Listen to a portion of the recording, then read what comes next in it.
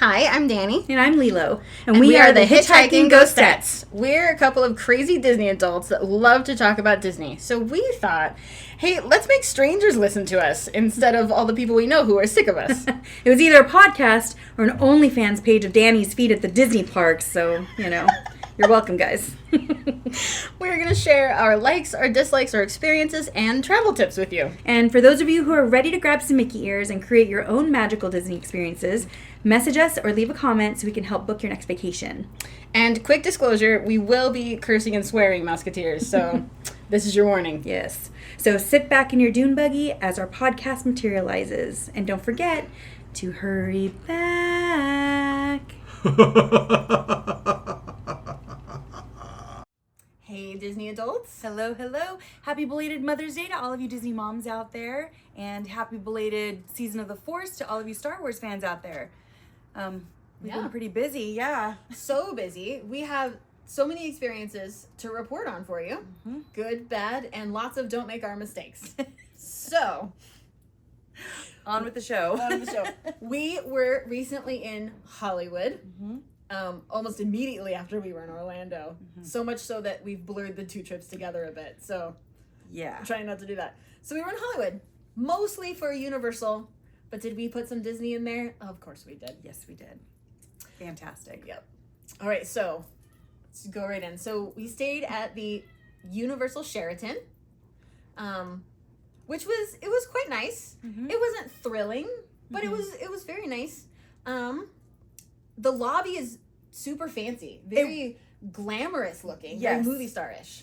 Yeah, they had that cool, it's like a sculpture of like a beautiful dress, but it's made out of like beads? Yeah, some kind of like floating star beads or something. It was really neat. It was in a glass case, so that was really cool to see. It does have a really beautiful lobby. So we got to go there and cool Academy restaurant. Travel. Oh yeah, a great restaurant. Mm-hmm. We had, free breakfast there. Mm-hmm. Which was pretty good. Yeah. I was happy with the breakfast. Yeah, I thought it was great. Academy Travel was fantastic because we went to check in at the Sheraton and then we went into the Academy Travel check-in where they gifted us with power bands for Nintendo World, which was awesome. Yes. And our breakfast vouchers and all the fun stuff and our tickets, of course. And it was just, the Sheraton was great. Mm-hmm. I would say the rooms were a little due for an update. Yeah. I would say. Yeah. Which I think I remember them mentioning was supposed to happen soonish. Yeah, I think they had already started on some of the rooms, actually. So yeah, they're supposed to be getting an update, but still, it was a pretty nice hotel. It is one of the two hotels that are pretty much on Universal property. Yes. So it's the closest you can get to the parks. Can't get more convenient. Park. Yes. Yeah. So that was really, really nice. It was half of the Academy Travel group stayed at the Hilton, the other half stayed at the Sheraton. So we were ones that were at the Sheraton, and it was a really, really great experience. The staff was fantastic, very, very nice. Everything was clean, and I loved how they talked to us through the app, like the texting. Oh yes, that actually was quite handy. That's the first time I've ever experienced that. I would just get text messages, sort of checking in, how are things going, anything you need, stuff like that. Really cool. That felt thoughtful. Yeah, it was cute. The room. This is kind of a weird thing, but we both felt like the elevators. We waited forever. Yeah. I don't know what made these elevators so slow. Mm-hmm. But... And there's only like 8 floors, or there weren't that many floors. So it was just weird that it did take a while for us to get our elevators to come to us. But other than that, it was actually a really, really pleasant stay. We liked it a lot, which, because, as most of you know, we're DVC. And Have we mentioned that? Yeah, just in case we haven't, we're DVC. And so we get pretty picky. And we have been listening to our podcast. We're like, you know what? We don't want to seem so negative. And we love Disney. We love Universal. I can't say that our past experiences just lately have been super stellar with some things. And I think that's been coming off a lot in our podcast because we do love both worlds. And we worry that it's appearing that like our overarching experience is bad. And that's not true. No. We just seem to have had some not great ones in a short period of time. A very short period of time. And it's considering that as travel agents, we're going on these trips to help people decide whether or not they want to stay at certain places or have certain experiences. It's just really tough to... Because we're going to be honest. Have a challenging experience and then turn around and sell it. So... We're going to try to be a lot more positive But we're still going to tell the truth. We're going to tell the truth. We're going to be realistic because at the end of the day, I want you to be able to have the kind of trips that I get to have with my family. Yes. And, some things I can either help you cut corners and cut down your experience, or I could be honest with you and say, listen, put up the extra $100. It'll be worth it, and it will change your trip. So that's what we're here to do. And we just want to make that little disclaimer because we love all our fans. We love all of our fellow Disney adults and fellow Universal fans. And we're just trying to do right by you. And we have harped on some things pretty harshly. Yes. But it comes from a place of, like, that we do love Disney so much. And we do also love Universal. Otherwise, like, we wouldn't care, right? So the only reason we get frustrated with bad experiences is because we know how amazing it is. And so... We've had great experiences. So when we have something not so great... Yes. Mar our idea of what we know the park can be, it's frustrating. This is a huge disclaimer because, just so you know, I visited Epic. And I have a lot to say about Epic Universe. And I don't want it to seem like it's going to be a What the Figment or 1.21 gigawatt. One of those is going to happen when I talk about it. We are very excited about Epic. Yes. But unfortunately... I'm looking forward to going several months from now. Yes. I don't want to go tomorrow. For anyone that wants to book a trip to Universal Studios Florida that includes Epic, I would love to help you. Plan 6 ahead. months and later. If you're going within the next 6 months, in all honesty, I don't feel super solid about helping you to the best of my ability quite yet because there's some challenges that we are still facing at Epic. Yes. But again, I'm getting ahead of myself. We'll get into that. What are we starting with? We started with Hollywood. So we're at the Sheraton. I guess the last little thing is we'll mention the room. It was clean. It wasn't. I will say that, like, compared to, so we were in a standard 2-queen room. Compared to most of the other standard 2-queen rooms that we've been in other hotels, this one was smaller. Like, we definitely were a little bit more on top of each other than we have been in previous rooms of the same category. There weren't drawers. So you couldn't, like, fully unpack if you're the type of person that likes to do that. And there wasn't anywhere to sit except, like, on your bed. Like, there's not, like, a sofa or anything like that. Yeah. But, I mean, it was good. It's fine. You are mostly paying for the location. Like, that's just kind of... and then the other little workaround we found is that there is a shuttle that takes you to Universal/City Walk. But we found that it was actually much quicker to just take the walking path. So right on the other side of the Sheraton, like, front main parking lot, there's this big, huge outdoor elevator that goes up to the Hilton Hotel. And then from there's a little walking path right to City Walk. And that was actually much shorter, much quicker, much more direct because the shuttle, not only do you have to wait for it, but it doesn't go quite directly there. It had to go kind of a strange roundabout way. Well, it'll still stop at the Hilton too. Yeah. So you're still stopping at the other hotel. So it actually, we found that grabbing our coffees and drinking our coffee and walking to Universal actually was way better. Perfect, yeah, it was fantastic, and you kind of get your little morning exercise in, which wasn't that bad. The walk was pretty quick. It was really pretty to see, the outside of the park and everything. And but you're not along streets or anything. Yeah, so. It was pretty great. So I definitely would say that would be a huge tip I would tell anybody. If you're staying actually at the Hilton or the Sheraton, take the walking path. Yeah, take the walking path. Way easier. Super easy, super quick. Yeah. I think that's pretty much everything we had about the Sheraton. So one of the... so we meant... first we were supposed to talk about Star Wars night. So, did we book ourselves another after-hours event on our arrival night? Yes, we did. But we made it this time. Yeah, this time we got there. $100 Lyft ride. We got there. Yes. And we're going to talk more about transportation later. So we went to Star Wars night, an after-dark event at Disneyland, which was very, very fun. We had a really good time. Good and bad. So, the ambiance was probably my favorite thing. Like, that might sound lame, but it was so cool because you walk in. I mean, just walking down Main Street was magical. I mean, you really, I guess I could say you really, like, felt the force, let's say. Absolutely. The music, they had, like John great. Williams' score is going, and it was Wonderful. really cool because they had all these images projecting all over all of the Main Street storefronts, and you had light side on one side and dark side on the other side, so that was really fun. a bunch of areas, like photo opportunity areas that they had set up, which was really cool. And of course, you have everybody walking around in some great costumes, and it was just great. Yep. And of course, I'm going merch crazy on Star Wars night, so had a really good time finding all the things. So I got my husband a Yoda backpack. I got myself a Wicket backpack, which was really, really fun. And we both got the Hoth ears, the new Hoth ears. they actually launched the night that we were there. They launched that night. And they're beautiful. Oh, they're amazing. The backpack, the Loungefly backpack. backpack, yeah. I'll be back for that. I finally got my Leia ears, the ones where the ears could look like Leia's like cinnamon bun hair. I've been wanting those for a long time, so I was excited to grab my Leia ears.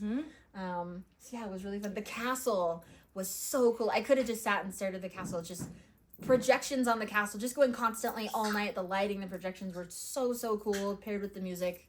Absolutely. So cool. Check out our YouTube or our Instagram. We'll be uploading some videos of that so you can see what it looked like, because it was truly beautiful. Like, they really did a great job.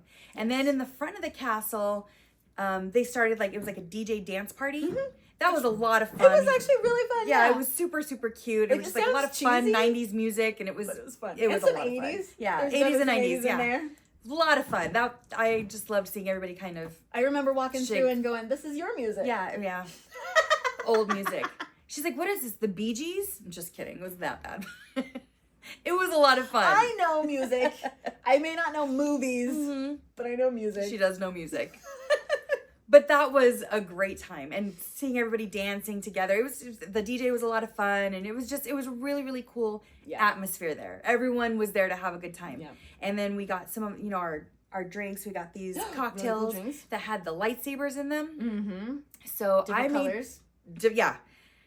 I was excited. I was like, she got her favorite color because of course she's light side, but I'm light side. I like both. So I was like, okay, I'm gonna get 2 lightsabers. So I guess I wasn't clear. I ordered a drink and just asked for the 2 lightsabers. They charged me, and I was like, oh, okay, they're clearly charging me for the extra lightsaber, but no matter how many times I did repeat to him I wanted just 2 lightsabers in my drink, I ended up with 2 drinks, 1 with each lightsaber. And that's when it got super sugary. The drink was great, but it was a lot. 2 is and a lot 2 of was that drink. a They lot. were good though. Yeah, they were. But I got my lightsabers. And we found the Tauntaun popcorn bucket. Amazing. That was like my mission. I got him. I didn't even know that he makes noise, so that was like an extra fun surprise. Yeah, and I think that was the same night that is that when I found the other popcorn bucket? The Max dressed as Powerline. Yeah, Max dressed as Powerline. We didn't even know about that I one. know, that one was just kind of random in Main Street, and I was like, what? That was a really cool popcorn bucket. Yep. So I grabbed that one for my future son-in-law. Your daughter's husband / boyfriend? Yes, my son. My other son. I figured that's what he calls himself. Yeah, so it is. he's a big Goofy movie fan. Yes, it's his favorite. So I was really excited to grab that for him. So shout out to Miggy. I'm glad he liked it. He loved it. Yeah, I'm so excited. So cool. Yeah, so we got that. We got the Tauntauns for our hubbies, and we got. Was that supposed to be for my hubby? I mean, that's what I told my hubby. Is it with my stuff? Yes, but I mean, we share it. Yeah, it's ours. Right. It's really, really cute next to all my other collection. stuff that I share with him. The things that we justify buying by pretending that they're not, anyway, moving all on. the things, yeah. So, a couple what the figments. Okay, let me pull out my on Star Wars night. What the figment. Oh my gosh, you guys. She got me one too. She's not using it. I very nicely, completely tossed it right out of my sightline. So in the comment section below, please help me feel whether or not I should be offended or understanding that Danny refuses to use any of the merchandise I get her because she doesn't like figment. No, not any of the merchandise. Not any of the merchandise. Did you the merchandise that you buy of the character that you know I hate? Hashtag. Also, why don't you explain to the audience why you buy merch for yourself of a character that you hate? I'm trying. It's just all about, I'm trying to like them. It won't happen. I can't stand Figment. But I will buy the merch because I'm trying to understand it. That is a whole other episode, guys. We're to the point where I took my friends, the ones that already had that living on the land experience where we broke down for 30 minutes. So I took them on Figment because they didn't understand my hatred for Figment, but they also had never been on the ride. They hadn't experienced it. So I took Danny on it. She understood my pain. So then I take my other two friends. I'm like, maybe they can help me understand. They walked off. They're like, that is the worst acid trip I feel like I've ever been on. That was terrible. They could not believe how horrible this ride was.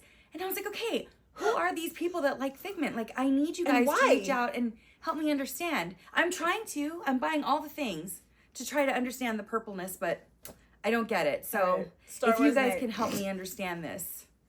Sorry, but back to my What the Figment about Star Wars Nights. Okay, so Star Wars Night, during the Season of the Force, it is huge, right? You're there for Star Wars. So you think, yes, light up the castle, that's great, everything is beautiful. But I should have a next level experience when I walk into Batuu. Yes. Why would I not? Why is Galaxy's Edge, like, that should be on fire. Yeah. For Star Wars Nights. And I paid extra for. And I think specifically, Rise of the Resistance should be like the grand centerpiece of this event. I should have more of the Empire coming to drag us away. Or I should have, you know, like you were saying, an actual live Kylo Ren somewhere in the ride or something. Kylo should come out and interrogate us. Something. Like, it should have been, like, magnificent. Or you should have gotten to, like, they should have had, like, some of the characters, like, in the queue or something. Absolutely. There should have interact with. There should have been, on Star Wars Night that I paid extra for, there should have just been more. Star Wars up the, Instead, so, listen to this experience, guys. Rise of the Resistance, we get on the ride, but they start us off, first of all, they take us through these back areas. Like, this is like a cast member hallway. Yeah. This is not even a public facing or guest facing. Not at all. It's literally a hallway with, like, white tile floor and just walls, right? They race us past the people transporter. And the room where you usually see BB-8 and the hologram of Rey, that's giving you the build-up, the story, that's recruiting you and everything. Cut out. None. Completely. You literally, they just zip you right through that room. There's nothing. They just zip you right through that room. And then there's the transporter, like, in front of you. And then they steer you to the left. You don't get on it. Through this hallway. And then you're in the room with the stormtroopers. Yeah. That's the first thing the part of the ride that you start. So what are you even doing there? You haven't left Earth. Yeah. You haven't gotten the backstory. If I had brought a fellow Star Wars fan that was going to see Disneyland and Star Wars, like, if they'd never been on Rise of the Resistance before, if this was their first experience, I would have been weird. Really, really disappointed, because on Star Wars Night, I would have expected something just incredible, and instead they gave me half the ride. They shove us into the stormtroopers' room. Yeah. And then kind of whisk us out pretty quickly. Yeah, also, you usually get to kind of pause in there for a minute. And no it was very, very rushed. And also, it's not a line thing. There were not a lot of people waiting to get on this ride. So it's not like they were trying to rush you through to get more people in either.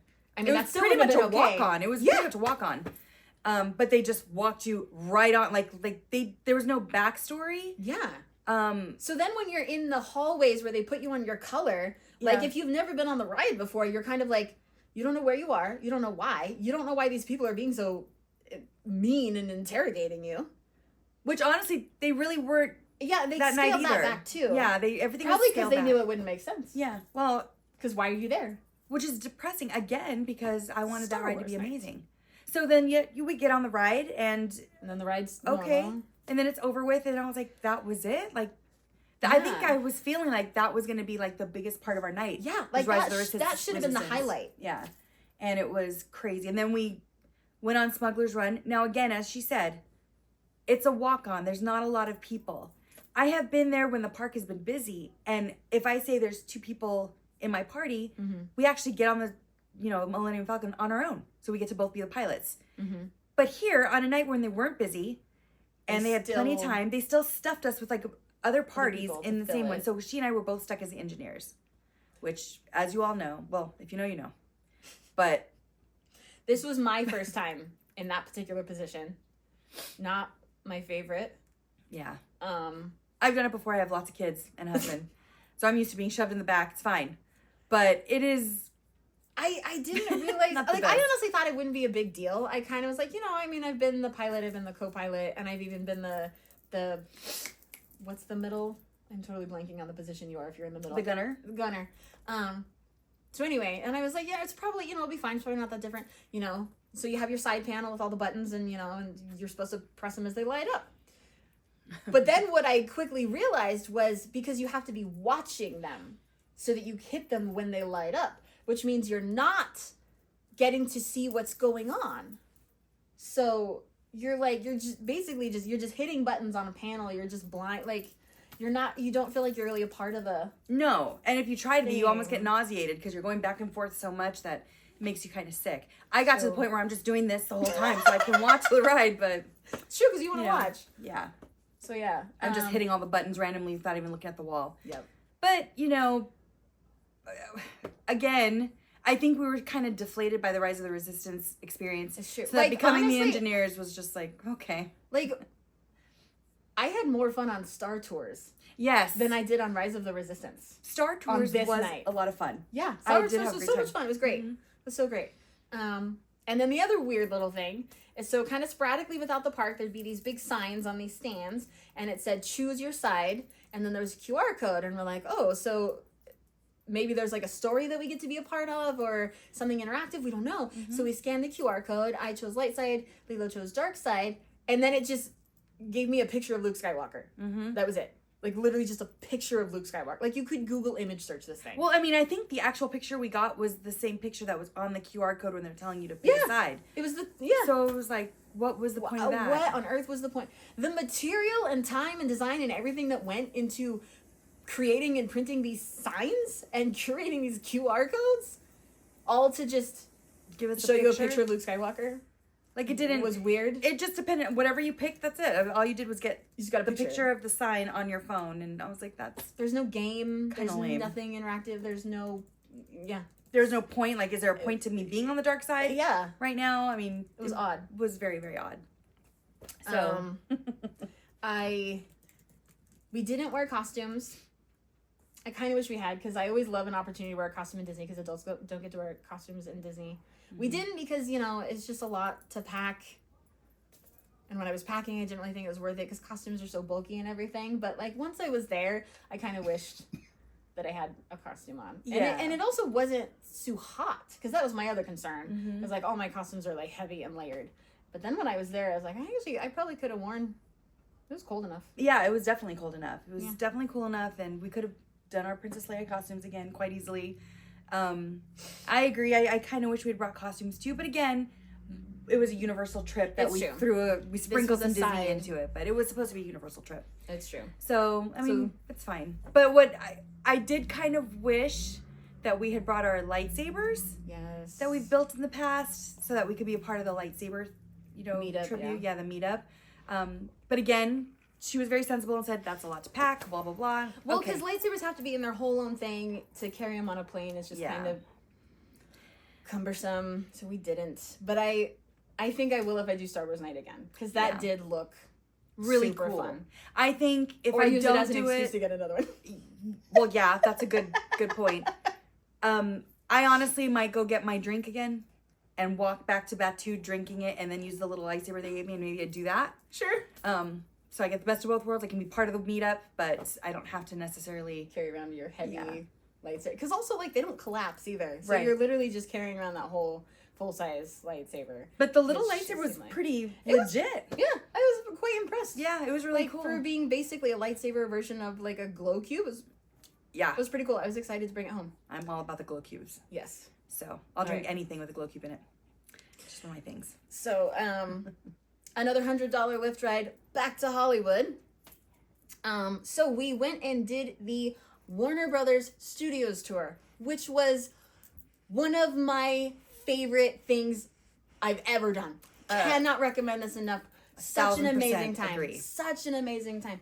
And one of the things I want to say too is, like, even if, like, your favorite shows or movies or whatever aren't, like, Warner Brothers per se, this backlot gets used by anyone and everyone, not necessarily just Warner Brothers. So you could go and be on this backlot and you could see pieces of movies or shows that you like that aren't even Warner Brothers. Mm-hmm. So, like, if you're thinking there's nothing there for you because it's not Warner Brothers, Not true. There absolutely will be. This was such an awesome tour. We on this tour, we passed by Abbott Elementary, which we freaked out over. Because we weren't even expecting that. I know. I was like, what? And the whole thing where you see Gregory's like goofball garden and just we the saw whole front of saw the the garden boxes. They were right there. The brick wall of the school with the murals of the two children's faces. Oh, amazing. It was so amazing. Oh. Then we turn around the corner. There's the Friends couch with the Friends fountain right behind the couch where we stopped for a photo opportunity. And then you turn around the corner and there is Miss Hannigan's orphanage from the original Annie movie. Yes. It was just awesome. It was so cool. There was, what was The Greatest Showman? Yes. A bunch of that was filmed over there. And that whole big town square in the middle, and there's like a gazebo, which has been in a lot of movies, but the one that they talked about was The Music Man, was one that they kind of mentioned a lot. Mm-hmm. Like, so it's like, if you remember in The Music Man, you know, when they're kind of coming down the street and there's like confetti and it's like, you know, everything is a big deal, and there's that gazebo sort of in the middle of town square. We were there. Yep. We went inside one of these houses, which was, if you ever watched Friends, the flashback episodes of where you see Ross and Monica's like teenagehood with their parents when they were kids. We were in that house. We were at the staircase where Ross is walking down because he's going to take Rachel to prom, and that doesn't get to. And then I think across the street, wasn't that where what he said? It was Phoebe's Phoebe's parents' house or Dad's house, where she first meets her brother, her half brother. Yeah. Also the scene where the finale of Seinfeld, like where you see the mugging taking place. We saw that. Yeah, and that gazebo that was for The Music Man was also a gazebo that they used for Heart of Dixie. So many. They used it for they said like Pretty Little Liars. I think was done. Did a lot of stuff around there. And Pretty Little Liars. Yeah, a lot of Gilmore Girls. Gilmore Girls, yes, lot of Gilmore Girls. Lots of Gilmore Girls stuff. But and again, Abbott Elementary, we passed by the nail shop where Barbara gets her nails done. Oh, that's right. It was just really, really cool just to see all these. Oh, and The Big Bang Theory or Young Sheldon. Which movie? The street that Tom Cruise is running down in The Last Samurai. Yes. Where he kills whoever he kills. Yeah. I don't remember that movie. Every movie is Tom Cruise running. On a True. motorcycle. So I'm like, running all the time. I can't tell them apart. And we're not going to go too far into there because I can't stand Tom Cruise. Moving on. But yes, and it was so interesting learning how, because they're showing you all of these, you know, like facades and storefronts and buildings and all of these things, and they'll tell you a lot of the movies and the shows that have used, you know, like this particular spot and this particular spot and this particular spot. And sometimes it's super obvious. Like, you'll look at it and you'll be like, oh, that's absolutely 100% it. And then, but sometimes not so much. And they tell you a lot about how it's very template. You know, like they'll come in and it's built to be altered for whatever scene you want to film, right? And they said they have, like, the studio has a deal with anyone who comes in and uses it, which is like, you can use it, you just have to put it exactly back the way that it was when you came in. That you could blow it up, blow up the building if you want to, as long as you rebuild it and it looks exactly the same when you're done. Yeah. What did he say the brick was made of? It was like plaster of Paris or fiberglass. Was fiberglass? Yeah. I think so. But yeah, and he just talked about how changeable everything is. So it's basically, everything is just basically like a template. Yeah. That you then sort of change a little bit for whatever you in particular are filming. But it was really cool, and it wasn't rushed, which was the best part. Like, you really got to our tour guide was awesome. Yes. Oh my gosh, what was his name? We got a shout out. I'm pretty sure it was John. I think you're right. But I have a picture. We have a picture with him, and he was so great, incredible, so great. Like, when I do this tour again, I will call and ask if John is working and if he can be our tour guide. I would too. I'll tell you what. Great. I feel like he was super impressed with some of the movie knowledge that we had in the back of the bus. Well, you more than me, for sure. Okay. I think he was. I knew a lot of stuff. I think he was more thrown by my favorites. I think those were not what he was expecting to hear. Well, yeah, you were kind of like the odd man out with the whole tour. You like different stuff than everybody else. Yeah, which is cool. It's true. I've never seen an episode of Gilmore Girls. Apparently, that thing was huge. Yeah. But I've seen every episode of Seinfeld. So that was fun.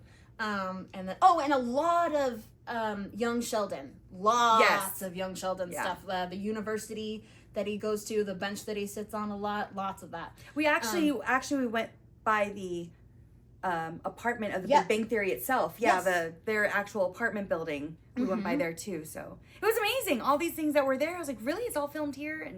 And the apartment that from The Mask. The 90s movie Jim Carrey, The Mask. Yes. Love that movie so much. Yep. Oh my gosh. So that was super cool. That was fun. But this tour guide he had so much knowledge.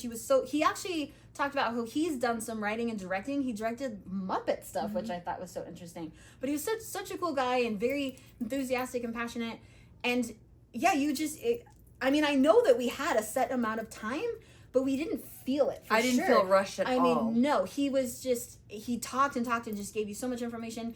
Stopped. I mean, so many places we stopped. We got out. We explored these backlot areas. It was so cool. We saw the actual Friends fountain. So, flash 100-yard dash fact, guys. I don't know if everyone knows this already, but the fountain in Central Park in New York, that is not the Friends fountain, and a lot of people think that it is. It is not. The actual Friends fountain is on the Warner Brothers studio. So that was cool. We got to go and see the true actual Friends fountain, which also has been used in other things. And it's like, how old did he say it is? It's super old. They don't even let people touch it anymore. Yeah. 90 years old. 90 years old, something crazy. Yes. So, and then we went. Okay, am I forgetting anything about the backlot part specifically? I mean, well, there's so much to tell people. Like, there's so much. It was amazing.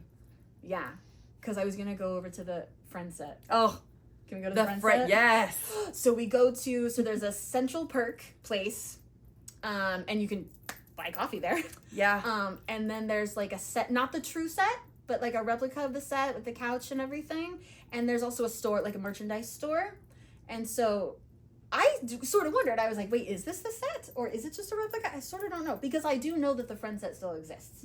Or at least that's what they said when I watched the reunion thing. Right. That wasn't the set, but we did see the set. It was around the corner in an actual, like, big, I don't know what you call those buildings that there's a name for them, that they actually do the sound stage. Yeah. Oh, yes, sound stage. It is still there.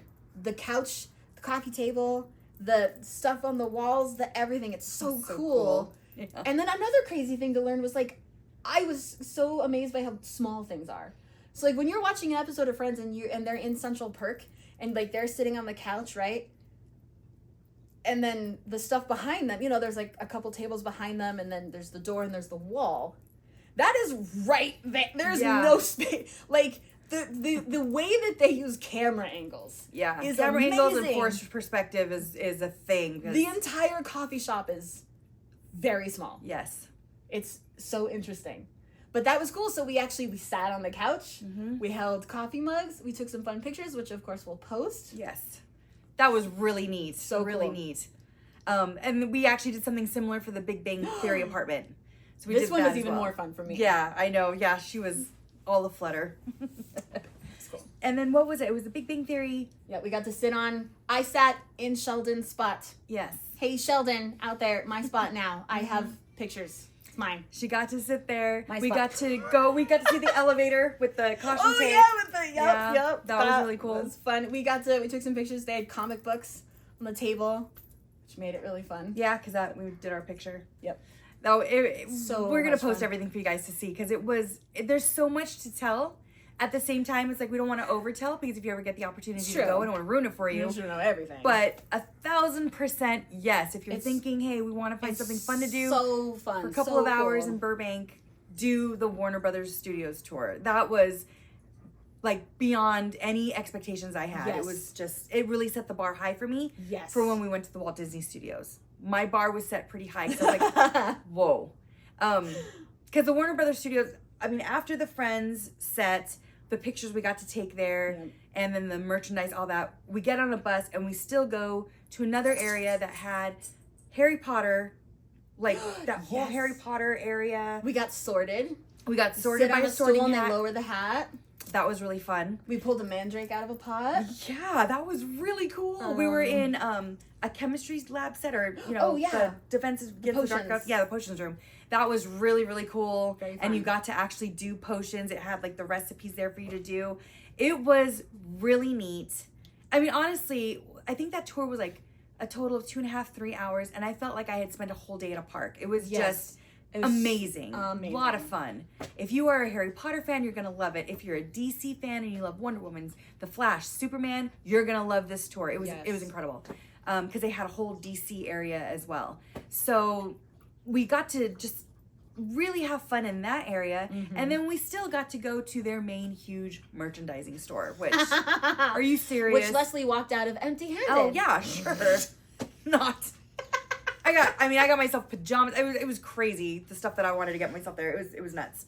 But they just had so many things, and to see all those different licensing and intellectual properties in the same area, it was just so fun. Like, it was almost overwhelming.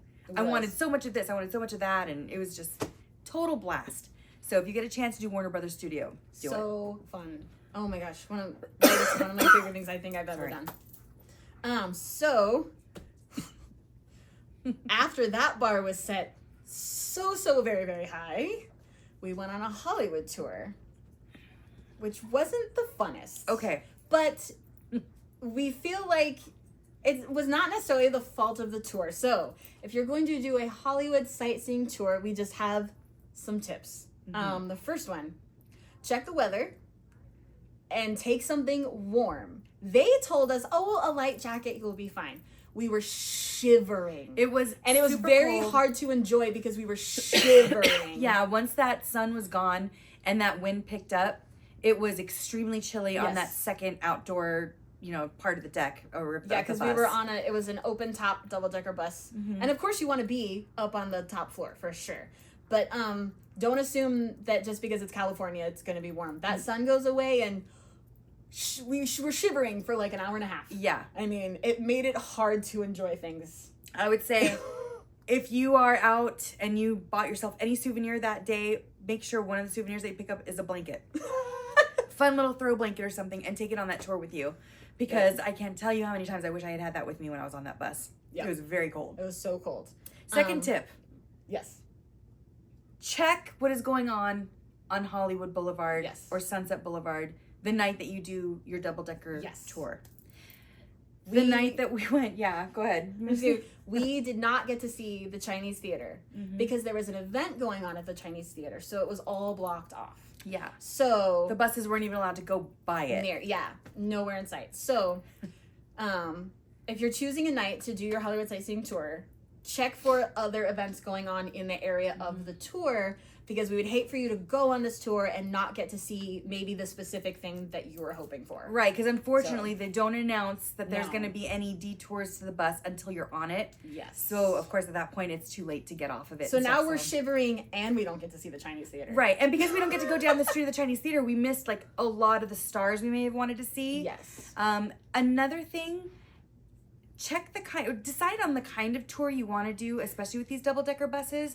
This particular tour did not have any places where we could stop, get off, check something out, and then get back on the bus. We never stopped moving. No, it was just in the freezing cold, straight through. Yeah. And then that was a little disappointing because I definitely wanted, I wanted to stop, jump in some shops, do some merchandise shopping, or just check stuff out. I wanted to stop and actually look at stars. Yeah, and that just wasn't a possibility. No, I feel like I would, if I were going to do a Hollywood tour again, I would want to find one that stops and lets you off at certain locations, so you can look around and take pictures and stuff like that. Yeah. So the tour bus, or the tour bus that we did take, that was Starline. And they have the red bus, and it was great. The tour bus driver was fantastic. It was fun.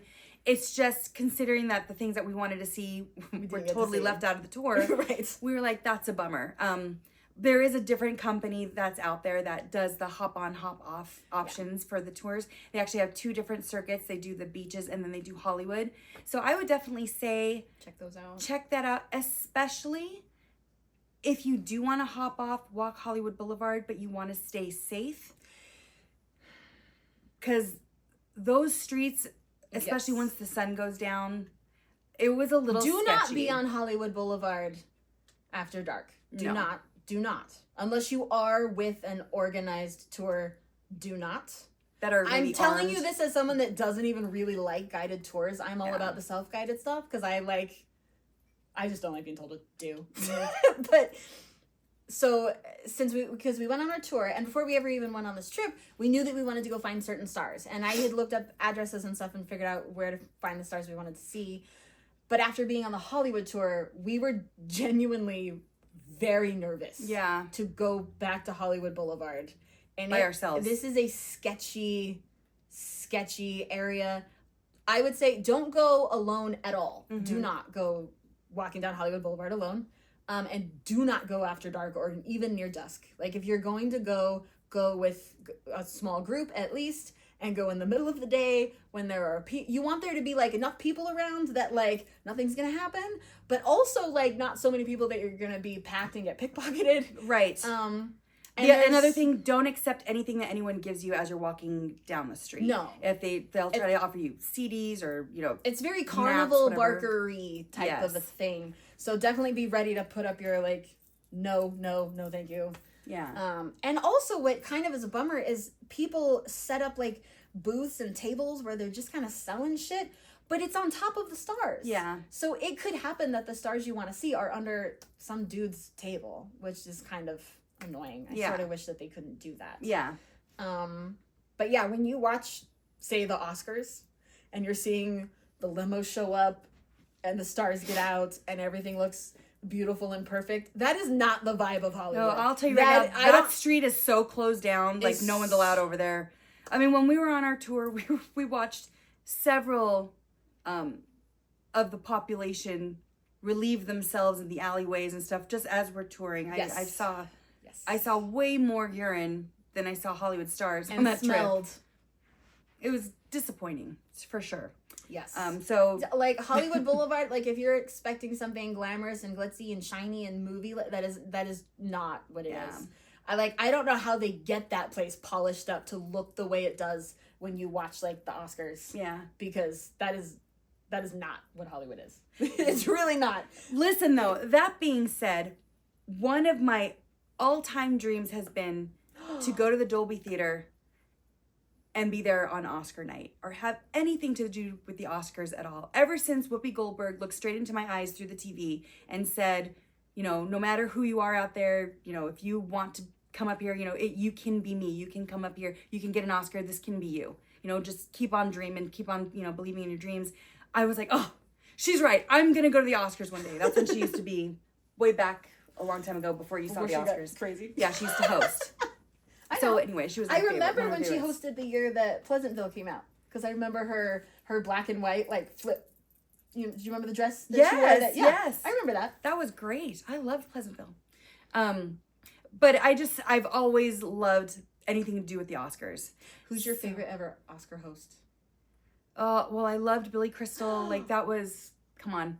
I was gonna say, I think it should just permanently be Billy Crystal. I loved Billy Crystal. And I enjoyed Whoopi Goldberg, but yeah, Billy Crystal will probably always be one of my absolute favorites. Or any award show where Tina Fey and Amy Poehler team up. Oh my gosh, I'm all about it. Oh my gosh, they're fantastic. Doesn't get better. So, but that being said, because the Oscars, it's such a big deal for me.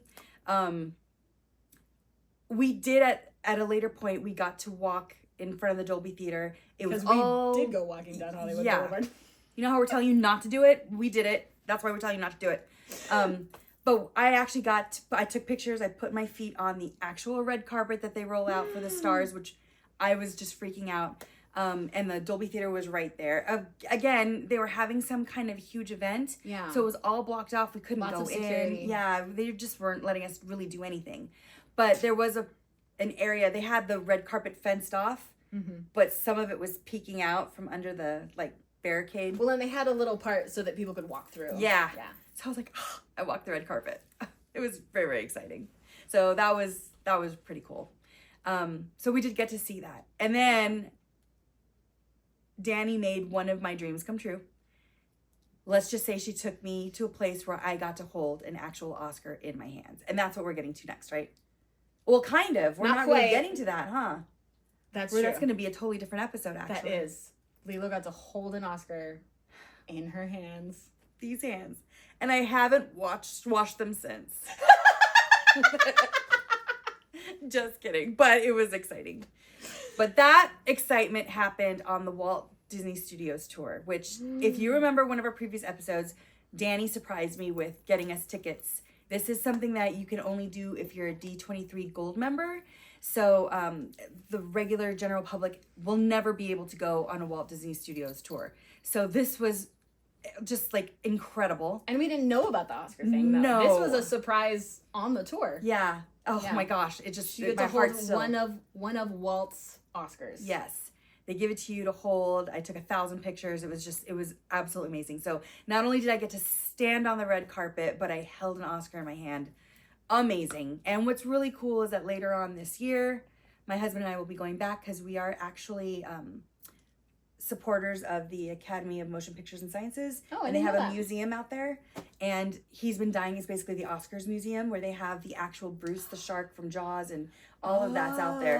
And we've been dying to go down there. Yeah. So we'll be doing that later this year. And part of that, you do get an opportunity to go to the Dolby Theater and go inside it and see where you do inside? Yeah, as you know, members of the museum. And that will be so fun. Yeah. I'm super stoked. But no part of that was I ever under the influence that I would be getting the opportunity to hold an Oscar. So the fact that I held one is just, that was my Jodie Benson moment on this trip. Like almost tears. It was incredible. So, very cool. But the Walt Disney Studios tour, there's so much to unpack on that tour. Yes. That we couldn't figure out how to talk about it briefly. There's no way for us to tell you briefly all the things that were on this tour, the emotion behind it, the things that we got to see.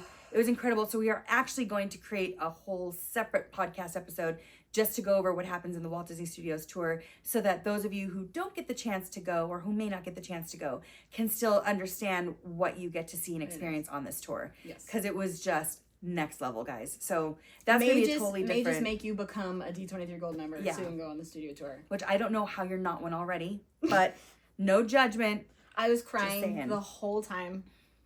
Thank goodness the tour guide was clearly an emotional fan too, or she would have thought I was crazy. Well, and we were part of a little international group. Yeah, there were six of us. Yeah, wasn't it 2 other couples? Yeah, well, yes, there was 3 2 other from couples. Scotland. Yes, and then was it Australia? I think so. Yeah, it was. I think we really were the only cool. Americans. Mm-hmm. Yeah.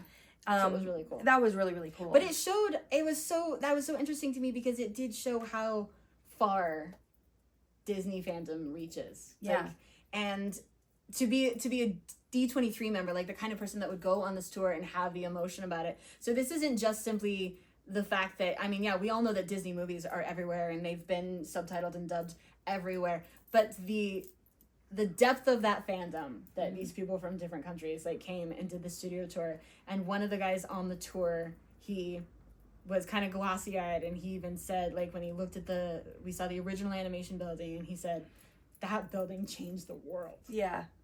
It was very emotional. And even the tour guide recognized that there were people getting emotional on this tour, which she kind of let us know. She totally knew how we felt, which was great when you have those tour guides that are just as passionate about the subject as you are. Right. It just, you kind of hope that's why they become tour guide in that subject. So, but anyway, like we said, it's gonna be a separate episode so that we can really, really get into it. Because she's gonna cry the whole day. I so am. Podcast episode. If you're watching rather than just listening, you can see it. Yeah. So we're gonna go back to Universal. Yes. Where we had bought the 2nd generation wands when we were in Universal Florida. 2nd generation wands, they do a couple more extra special things than the 1st generation wands. So we took them with us this time to Hollywood. So we've read that they work in this park, but unfortunately we have to report that we could not get ours. We tried every single spell location, and we tried like a lot. We could not get them to work. And then we noticed that they don't sell them at this park. And so we thought maybe these ones just aren't here yet. Because then we did one of the funnest things I'm so excited about. We bought new wands that we got to put our names on, which was, I'm obsessed with my wand. It's so beautiful. It's so fun. It's one of my favorite things in the world. It instantly just became a new part of my hand. It was just incredible. But I think what the coolest thing was, so we've used Pottermore, or what is now HarryPotter.com. Right. But we've used that in the past, of course, to get sorted. And then also, we know what kind of wands we're supposed to have. And what was really cool about this experience is that at Ollivanders, they did have this area that had, like, let's say, a dragon heart string wand, but it was made out of sycamore or the different woods. So you could kind of piece together the kind of wand you wanted. And you could read about, like, you know, what makes dragon heartstring special, what makes phoenix feather special, stuff like that. So you can almost match it to your own personality. It was like, you know, you could create a wand that was you, which was amazing because then that's what we did and then decided to take those wands and get those personalized so that, you know, our wands are our wands. We didn't just grab Harry's wand and get our names put on it. This was my first one that wasn't a character wand. Yeah, so mine too, actually. Yeah. It's very exciting. Yeah. And then those did work. Yeah. At the spell location. So that's why we were thinking, well, maybe the second generation wands just don't work here yet. But I mean, we're reading on several sites that they do. So that just wasn't our experience. Yeah, we kind of don't know what to make of that. And then the truth be told, that the teammates there, the team members there, when we asked them about the second generation ones, it's like they didn't even know what we were talking about. Yeah. They're like, yeah, we don't have those there. They really kind of were clueless about it. But it seemed like a lot of things that had to do with Epic Universe, for some reason, the Universal Hollywood people, they really kind of weren't in sync with what was going on out there. Sure. So I just don't think they maybe had all the information. So I'll get back to that when it comes to me talking about Epic Universe when I went. Yes. So we got our personalized wands, which was amazing. So Harry Potter World, we went to Super Nintendo World again. Oh, the Harry Potter World, remember about the cloaks? Oh, yes. Oh, we also wanted to. So here's a little Tiki tip. So we saw in one of the shops where they were selling robes that you can get your name embroidered on your robe, which I thought, oh, I would love to have my name on my robe. Are you kidding me? But I already have robes, and I don't necessarily want to spend money on new robes, especially because I'm not going to get a different house, so I would literally just have the same robes. So we asked one of the employees there if we could bring robes that we had bought on a previous trip and have them embroidered, and he said yes, but with proof of dry cleaning. So if you think you'd like to get your robes that you already have embroidered, go have them dry cleaned, take that receipt with you, and you can have those done and not have to buy a new set. Right. Because otherwise you just be bringing them your new set with the receipt showing that you just purchased those robes. Yeah. So really, really cool though to have your name put on there. Like really, you could actually personalize quite a few things, like your scarves and everything. Yes. So yeah. So if you don't buy them brand new and have them personalized, just bring proof of dry cleaning and bring them with you and get them personalized because that's just awesome. I'm so excited. I'm so doing that. Yeah. Me too. Yeah, I want my name on everything. Everything. So Harry Potter World was awesome. We went on, this was sort of random, but we went on the Secret Life of Pets ride, which we kind of went in blind. We sort of didn't really know what to expect, and neither of us had seen Secret Life of Pets, we'll confess. Well, but we don't really, I don't think you'd ever really been to that part of the park ever, right? Because not really. Yeah. I have never quite. I'm Harry Potter and Nintendo. Oh, that's what I was saying. We did go to Nintendo World. But we've talked about that in a previous episode. There wasn't anything new. I mean, it was super awesome. I'm not trying to say it wasn't. It's just we've already talked about it. Yeah. So anyway, so we went on Secret Life of Pets. Just sort of went in. We were like, let's check it out. It was so cute. Like, I loved this ride. It made me want to watch the movie, which I came home and watched the movie. It was pretty cute. It's not a Disney movie, but it's okay. They can't all be. They can't all be. I genuinely enjoyed it. I really thought it was cute. I thought, the whole premise of the ride is that you are a puppy that's going to be or an animal that's needs to be for adoption. Yeah, up for adoption. Yeah, and so you kind of are just going on this little adventure with all the other little pets, and it was, I mean, totally cute. It was really, it was like way better than I thought it was going to be. It so was. So go on Secret Life of Pets. Yeah, it was great. Quite cute. I even bought merch from it. I know that's shocking. But I did, because Kevin Hart's little voice was just adorable, and I thought it was a lot of fun. I like Kevin Hart. Yeah, me too. I enjoy Kevin Hart. He's funny. So that was a really great ride. So for those of you who stick to the Harry Potter area and you don't even go over to where the Minions are or where Secret Life of Pets is at, which I don't blame you for, because that's what I've done. Totally understand. But give it a shot. Yeah, give it a shot. It was fun. Yeah, it was fun. Very cute. Second hotel. So, for the work part of this trip, we were at the Sheraton, but then, we added a couple things on ourselves, the, Walt Disney Studio tour mostly. So we had to find a second hotel. So we went to a hotel called the Lexan, which it felt very much like taking a chance. I've never been to this hotel. It's not a big chain.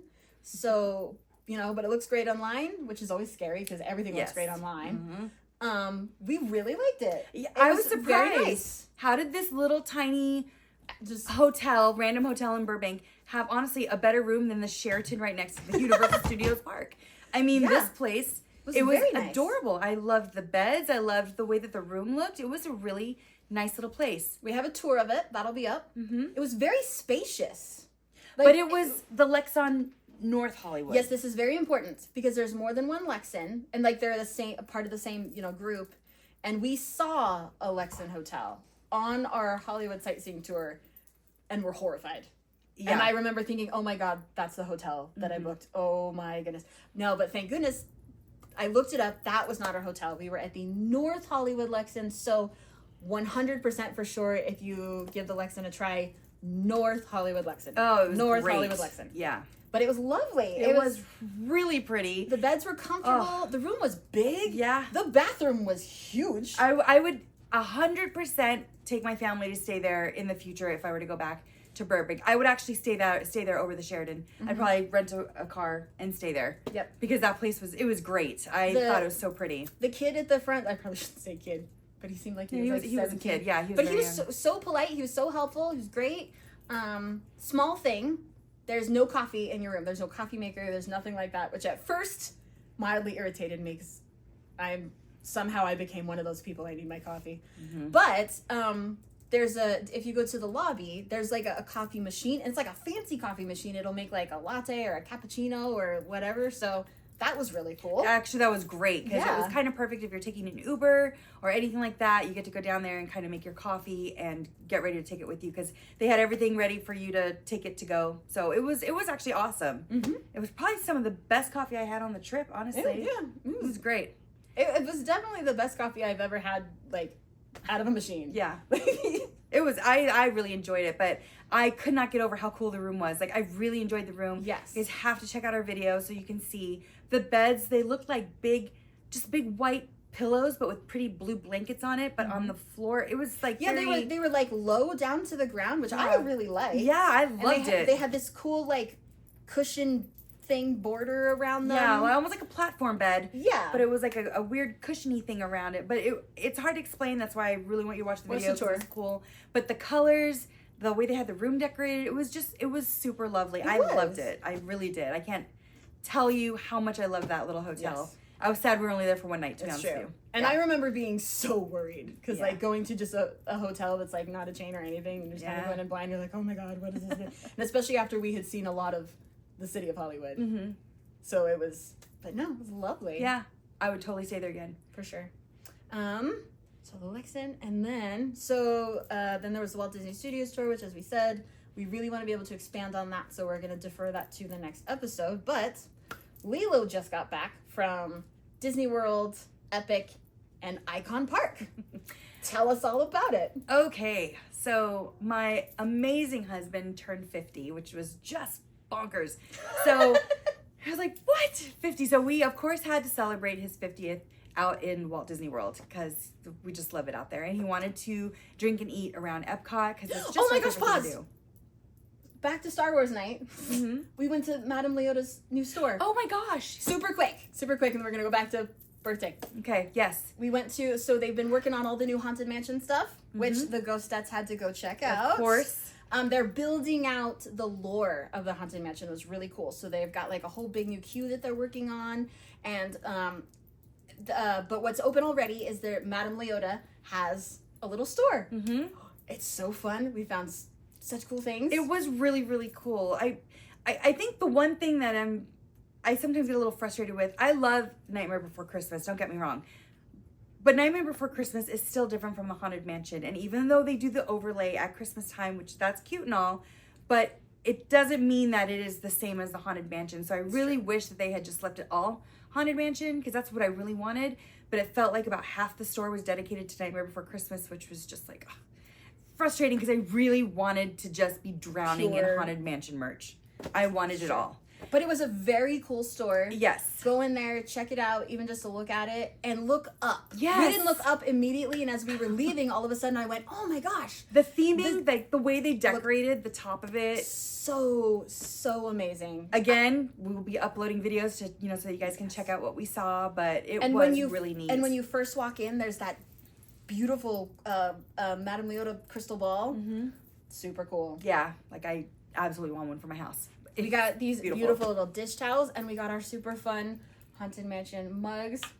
Sorry if you're not visual. I know. Wait till you guys see it. But they're so fun, and they're semi-magical. Well, they're heat activated, which is fabulous. So when you put something hot in there, which clearly we drink, so this isn't hot.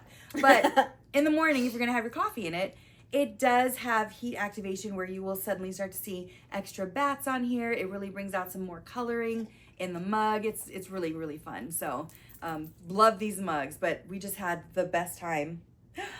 I'm ruining my Figment notebook. No. She's such a hater. I love my Figment notebook. Anyway, we love these mugs. If you guys get a chance to go and pick up some Haunted Mansion merch, it was seriously solid in that store. It was so fun. So yeah, I loved it. So back to sorry, my husband's 50th. No, it's okay. Now I'm talking so much I need to drink something.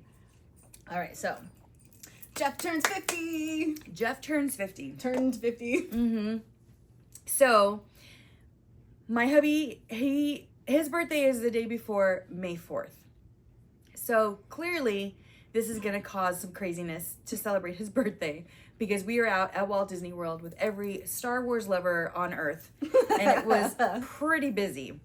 But while we were out there, they also launched an opportunity for people to buy preview tickets to Universal Studios to Epic Universe. And you could buy preview tickets so that you could see the park before it opens, and you didn't have to be necessarily a travel agent or an employee of Universal Studios. They actually opened it up to the general public. So that was super exciting. So of course I snapped up some tickets for myself, for Jeff, and for our friends that came with us. And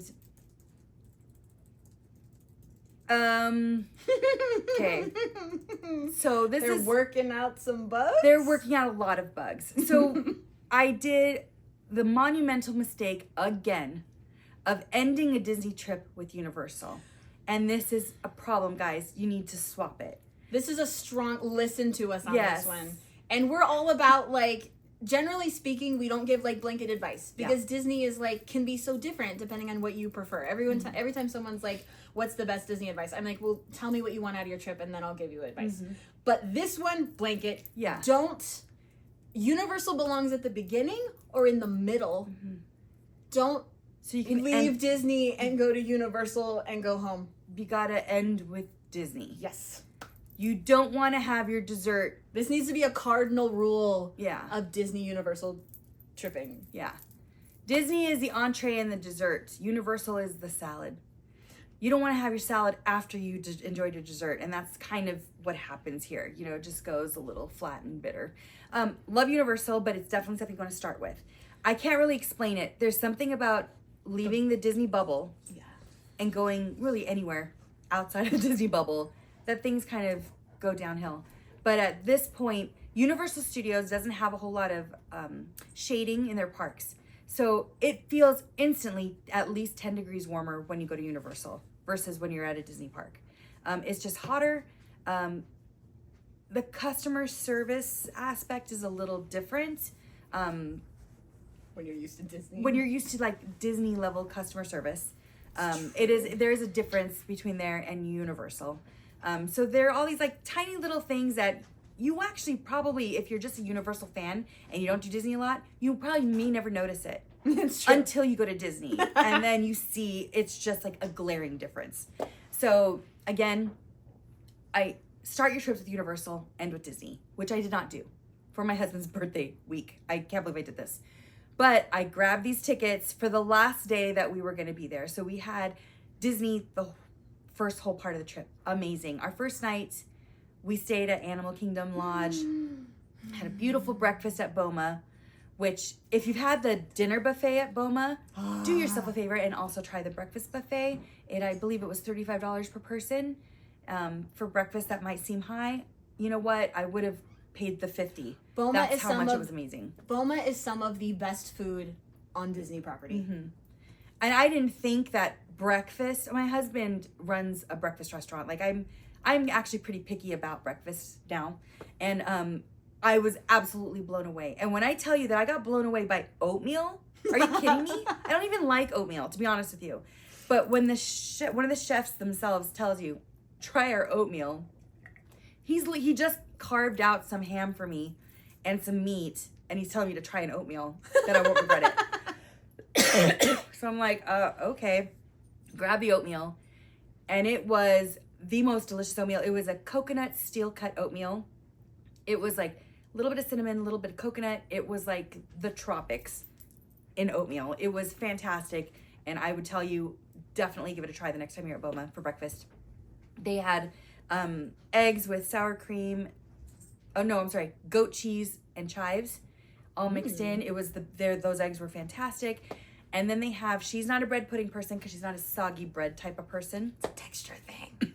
But if you like the bread pudding at Ohana, this breakfast bread pudding at Boma blows that one away. I'm sorry, it's just a fact. Wow. It is the butterscotch bread pudding with a vanilla creme anglaise on top.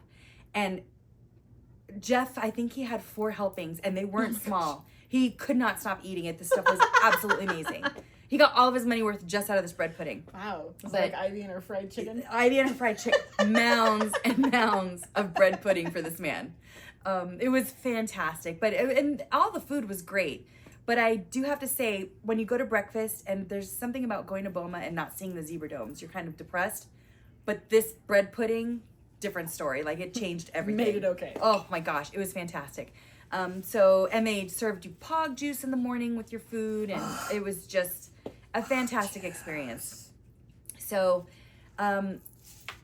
another thing that we did that we've never done before, and I will never do it again, but we were so excited to go on our trip that we actually took a red-eye flight, which we've never done before.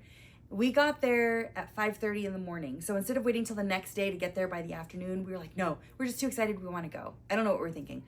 We arrive at 5:30 in the morning. I mean, clearly our room's not going to be ready.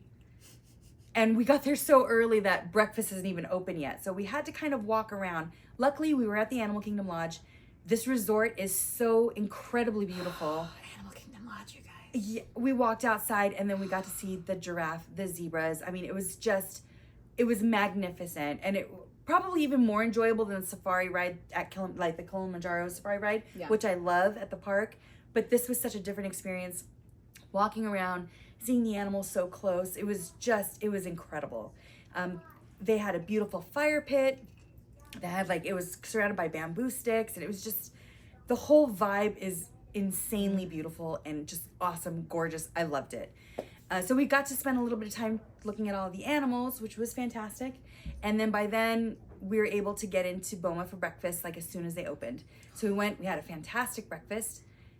And God bless the people over there. They're holding on to our luggage. They promised us they were working on our room as fast as possible. They did get us into our room between noon and 1, which was amazing. That is impressive. Yeah, I can't say enough how thankful we were. Yeah. But after breakfast, there were still a couple of hours there. And we were exhausted. My husband is 6'5", and I had smashed him into an economy seat. Oh my gosh. This poor man, Dan is miserable in economy. I know. I can't imagine poor Jeff. Jeff was folded like a pretzel. I felt so bad. So we went and we stretched out by the pool and literally fell asleep for 3 hours. It was wonderful. Woke up to the text letting us know that our room was ready. We go up, have a fantastic room at the DVC in Kidani Village. And so it was just a fantastic experience. We did meet up with our friends that evening because we found out that there were extended hours at the Magic Kingdom. The same thing, we missed the night that we were supposed to go out there before, So was it extended evening hours or was it after hours? Well, it was after, I'm sorry. It was extended evening hours. Okay. Extended evening hours, not after hours. And since we all had annual passports, I was like, let's just go to the extended evening hours. Let's go check it out. Once I get rid of people, we can go on some rides, have a great time. We were able to go on Tron twice back to back. We just got off and turned around, got right back on. And our friends had never been on Tron before, so that was really cool. They got to go on it twice in a row. Love Tron. And if you can ride it twice in a row, it is just awesome. Because, I always feel like it's a little too short. Yeah, I was saying, makes it not as bad that it's over in 8 seconds. I know, it's too short. The ride is fantastic and it's just so short. But we were able to do Tron a couple of times. Of course, Haunted Mansion. Like, we literally did the whole park that evening between 10 and 1. If we had not gone back to Magic Kingdom, we actually would have been okay because we did everything we wanted to do. We still went back, of course, but it was a great night.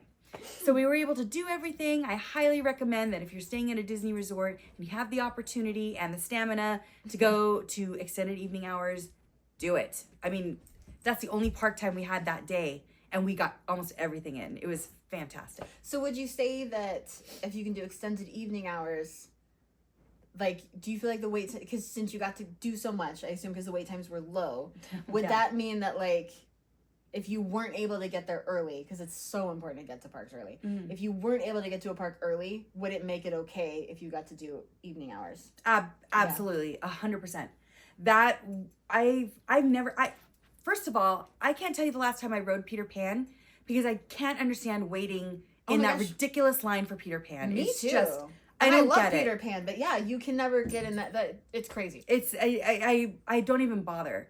We got on, I think it was like less than 10 minutes. It was almost just the amount of time it took to walk through it. The line was so minimal. That was mind-blowing. But we just went on absolutely everything we could go on that night within just a span of a couple of hours. So to me, totally worth it. And it was a fantastic way to kind of get everything in. We're at a park where, you know, we're not really there for the Fantasyland stuff. So we just were able to hit all the fun, crazy stuff that we wanted to do at night when it's gloriously beautiful. I love Disney at night, lit up. There's nothing like it. There's nothing as magical as Magic Kingdom at night. It was fantastic. So extended evening hours for that night was fantastic. So we got to enjoy the parks, and then we left there, and then we did go and check in to Old Key West. That's right. Again, utilizing the services that the Disney Resorts has, where you let them know the next resort that you're going to be staying at, and they will transport all of your luggage for you while you're enjoying a park. Exactly. It's just amazing. So we were able to go to the parks the following day. We went to EPCOT. We were able to drink around the world, eat around the world, because it was still the Flower and Garden Festival. I was going to say, it's still Flower and Garden, right? Mm-hmm. Yeah. So I got to take my husband, who had massive FOMO from the trip we went on. He just wanted to try all the foods that we had eaten when we went out there. So I took him. We were able to try everything. And we did have his birthday dinner at Le Cellier in Canada. My husband's Canadian. So we went to eat over there. The funny thing is, I didn't think we could fit any more food into our bodies because we had been eating at all of the little kiosks around the park. So we get to Le Cellier. He had originally said he was only going to have dessert. But you can't walk in there and not smell the steak. I know, your mouth just instantly waters when you walk in. I feel like that would be like you saying, I'm not going to buy any merch today. I mean, it's just so silly. And I would be like, okay. You'd be correct. It was crazy that I was taking him into Le Cellier and he was actually trying to say he wasn't going to have any steak. Ridiculous. We ended up getting the ribeye for two. $125, I believe it was. $125, $120. A ribeye for this one ribeye for two? Yes. Was it 9 pounds? It felt like it was 9 pounds. He and I did not finish it. We took it home. But we ate as much as we could. But the presentation was amazing. They had it sliced up for us already. It was massive. And then they had this maple leaf shaped beef tallow candle that they lit at the table. And the beef tallow just melted into the ribeye. And I feel like I can taste that. Yeah, I mean, it was probably the best meal I think I've ever had. I feel like I say that at least once every time I go to anywhere Disney, but this was an amazing meal. And we had heard from other people to try the mac and cheese and then to try the mashed potatoes. So we got both of those as the sides, and I just can't tell you how fantastic they were. Those are two of the most filling foods I know that exist. Yeah, and they give the little cauldron that they give you, it's not big. And I remember thinking, that's ridiculously tiny. Perfect. We barely finished it. That ribeye was so huge, we couldn't finish the ribeye. And then they did know, we had let them know that it was Jeff's 50th birthday. So they brought him, we had two desserts. They brought out a maple creme brulee, which was fantastic. It was amazing. And then they also brought him, and it's like a little, like a wooden moose head dish. And they had made like balls of moose, but in the shape of the head of a moose. It's crazy. It's a lot to explain. Again, uploading pictures because it was too cute. It was a moose moose. It was a moose moose. It was the cutest thing ever. Super tasty. I mean, everything that we had there was phenomenal. The appetizer he and I had, we shared the mussels, which had it was flavored fantastically. It had mint leaves, fresh mint leaves on it and everything. The mussels were amazing. Oh my god, this is like porn. Oh, it was. This was, I mean, some serious food porn. The pictures that I took were sexy. You guys will see it. I'm gonna upload it for you. It was so much. And then our friends had the beer cheese soup, which is like a Le Cellier favorite. That's like a big thing. It's one of those things that gets talked about a lot. Yeah, that soup is insanely delicious, and they always have it at the festivals. So they got the full bowl, and then they also shared the ribeye. And then their son, who had also joined us for the trip, he had the bison. And I remember thinking the bison, clearly because it wasn't the ribeye for two, it looked so small, but he barely finished it. It was a lot of meat. It was just like such like prime cuts of this meat. It was amazing. So if you have an opportunity to eat at Le Cellier, I highly recommend to eat at that steakhouse because it is absolutely phenomenal. It was incredible. So we had a really good time there. Birthday. I know I know. I can't wait either because we're gonna have to do that for my birthday. But let's see. So we had a great time at EPCOT. We went on Guardians of the Galaxy, what song did you get this time? We got, I think it was Far Away by the Fucking Seagulls. Like I run so far. Yes, away. that's it. Fun. It was fun. What did we say was the one that we heard when we September? Went on? September. That was so great. Yeah. I was just like bopping along to the song as we were on the ride. I felt like that complemented the ride perfectly. So well. Yes.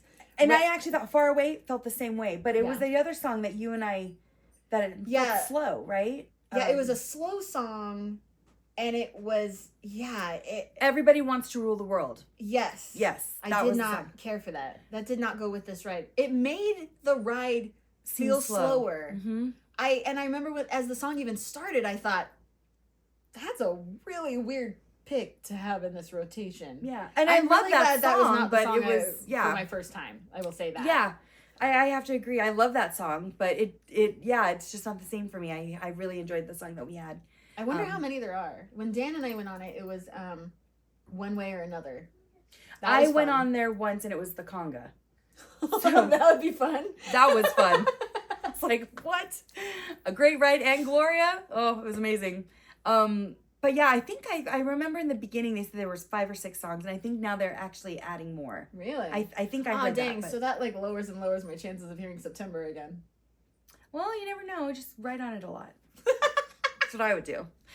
But so we had a great time at EPCOT. I'm trying to honestly remember. Oh, we go to Hollywood Studios. So what we did was we went to Magic Kingdom on Star Wars Day.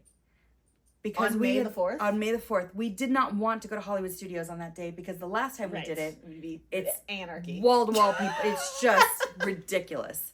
And the only reason I really feel that you should go on Star Wars Day is if it's really important for you, again, as a merch shopper, to get into that exclusive merch store that they have for the the Star Wars May the 4th. May the 4th merchandise. But the thing is that they date it. They put the year on there. I actually don't like when stuff has the year on there because I feel like I can't wear it again. You know? What? Why? I don't know. It feels weird. It's like... It's a memory. I know it's a memory. You wear it forever and you get to be like, yeah, this is what I got on that trip. I have my family vacation one where I took all 13 members, like my whole family. Right. For Thanksgiving. Right, and we had our coordinated shirts. Yeah. And I'll stop there. That was good enough. I remember that year. I remember that trip. And you know what? I'm good. I just I'm good. I don't need dates. I don't need to, remember certain years. It's fine. I like the years, Disney. Don't stop doing the years. I like the years. It's just not my thing. I'm like, May the 4th, whatever year we go, I don't really care. To be honest with you, if there was ever a year we should have gotten him, it was probably this year because it was my husband's 50th birthday. But see, I didn't want to deal with the people. So all it was of fine. My Star Wars night merch that has 2025 on it, I'll always be like, that was the year that I went to Star Wars night with Lilo. It's true. I don't know why I have a like thing with the year on there. Maybe it's because I'm getting old. I don't really want to. I I can't even remember. If it's not the year that my kids were born, I don't know what happened that year. Like, so it's like, oh, what happened to you in 2012? I don't know. Well, then see, you need the years. I guess. Like, I'm fine with my memories just mushing together. It's fine. I don't need to remember. I'm good. But anyway, what about Christmas ornaments though? That's a different story. Like, I do have my Christmas ornaments with the years where I know that I took the family on vacations to Disney World or to whichever park. Yeah, that's different. Because then you also have like the different years. Yeah, on your I have years all over my. It's true. My Christmas ornaments. That's a different story. Okay. I do have years all over it. All right, sorry. No, that's okay. But Star Wars, we absolutely did not do Hollywood Studios on Star Wars Day. We knew better. We went to Magic Kingdom, which ended up being a little busier than we expected it to be too, which was a bummer because... Well, you probably weren't the only people with that plan. Yeah, and we had seen on TikTok several times before in years past that don't do Star Wars Day at Hollywood Studios. So other people are clearly hearing it. So Magic Kingdom was a little busier than normal, but that was okay. We still went. We had a great time. We were able to get on everything that we wanted to get on because clearly we had hit it already really hard for after evening or extended evening hours. So we just really were able to enjoy our day, get our cheeseburger spring rolls. Fantastic. Spring rolls. And we actually took some resort daytime this trip, which we never do. You. So see, I'm teaching Lilo. These things are important. They're important. Unfortunately, I made the mistake of falling asleep next to the pool again. Apparently, I was snoring, and my friend has video of me that he has threatened to put online many times. It is a disgusting video. I'm already not excited about having myself in a bathing suit on video, but the fact that it's me snoring in a bathing suit, it's all my nightmares come true. So out there someday. Did he at least wake you up after you took the picture? Absolutely not.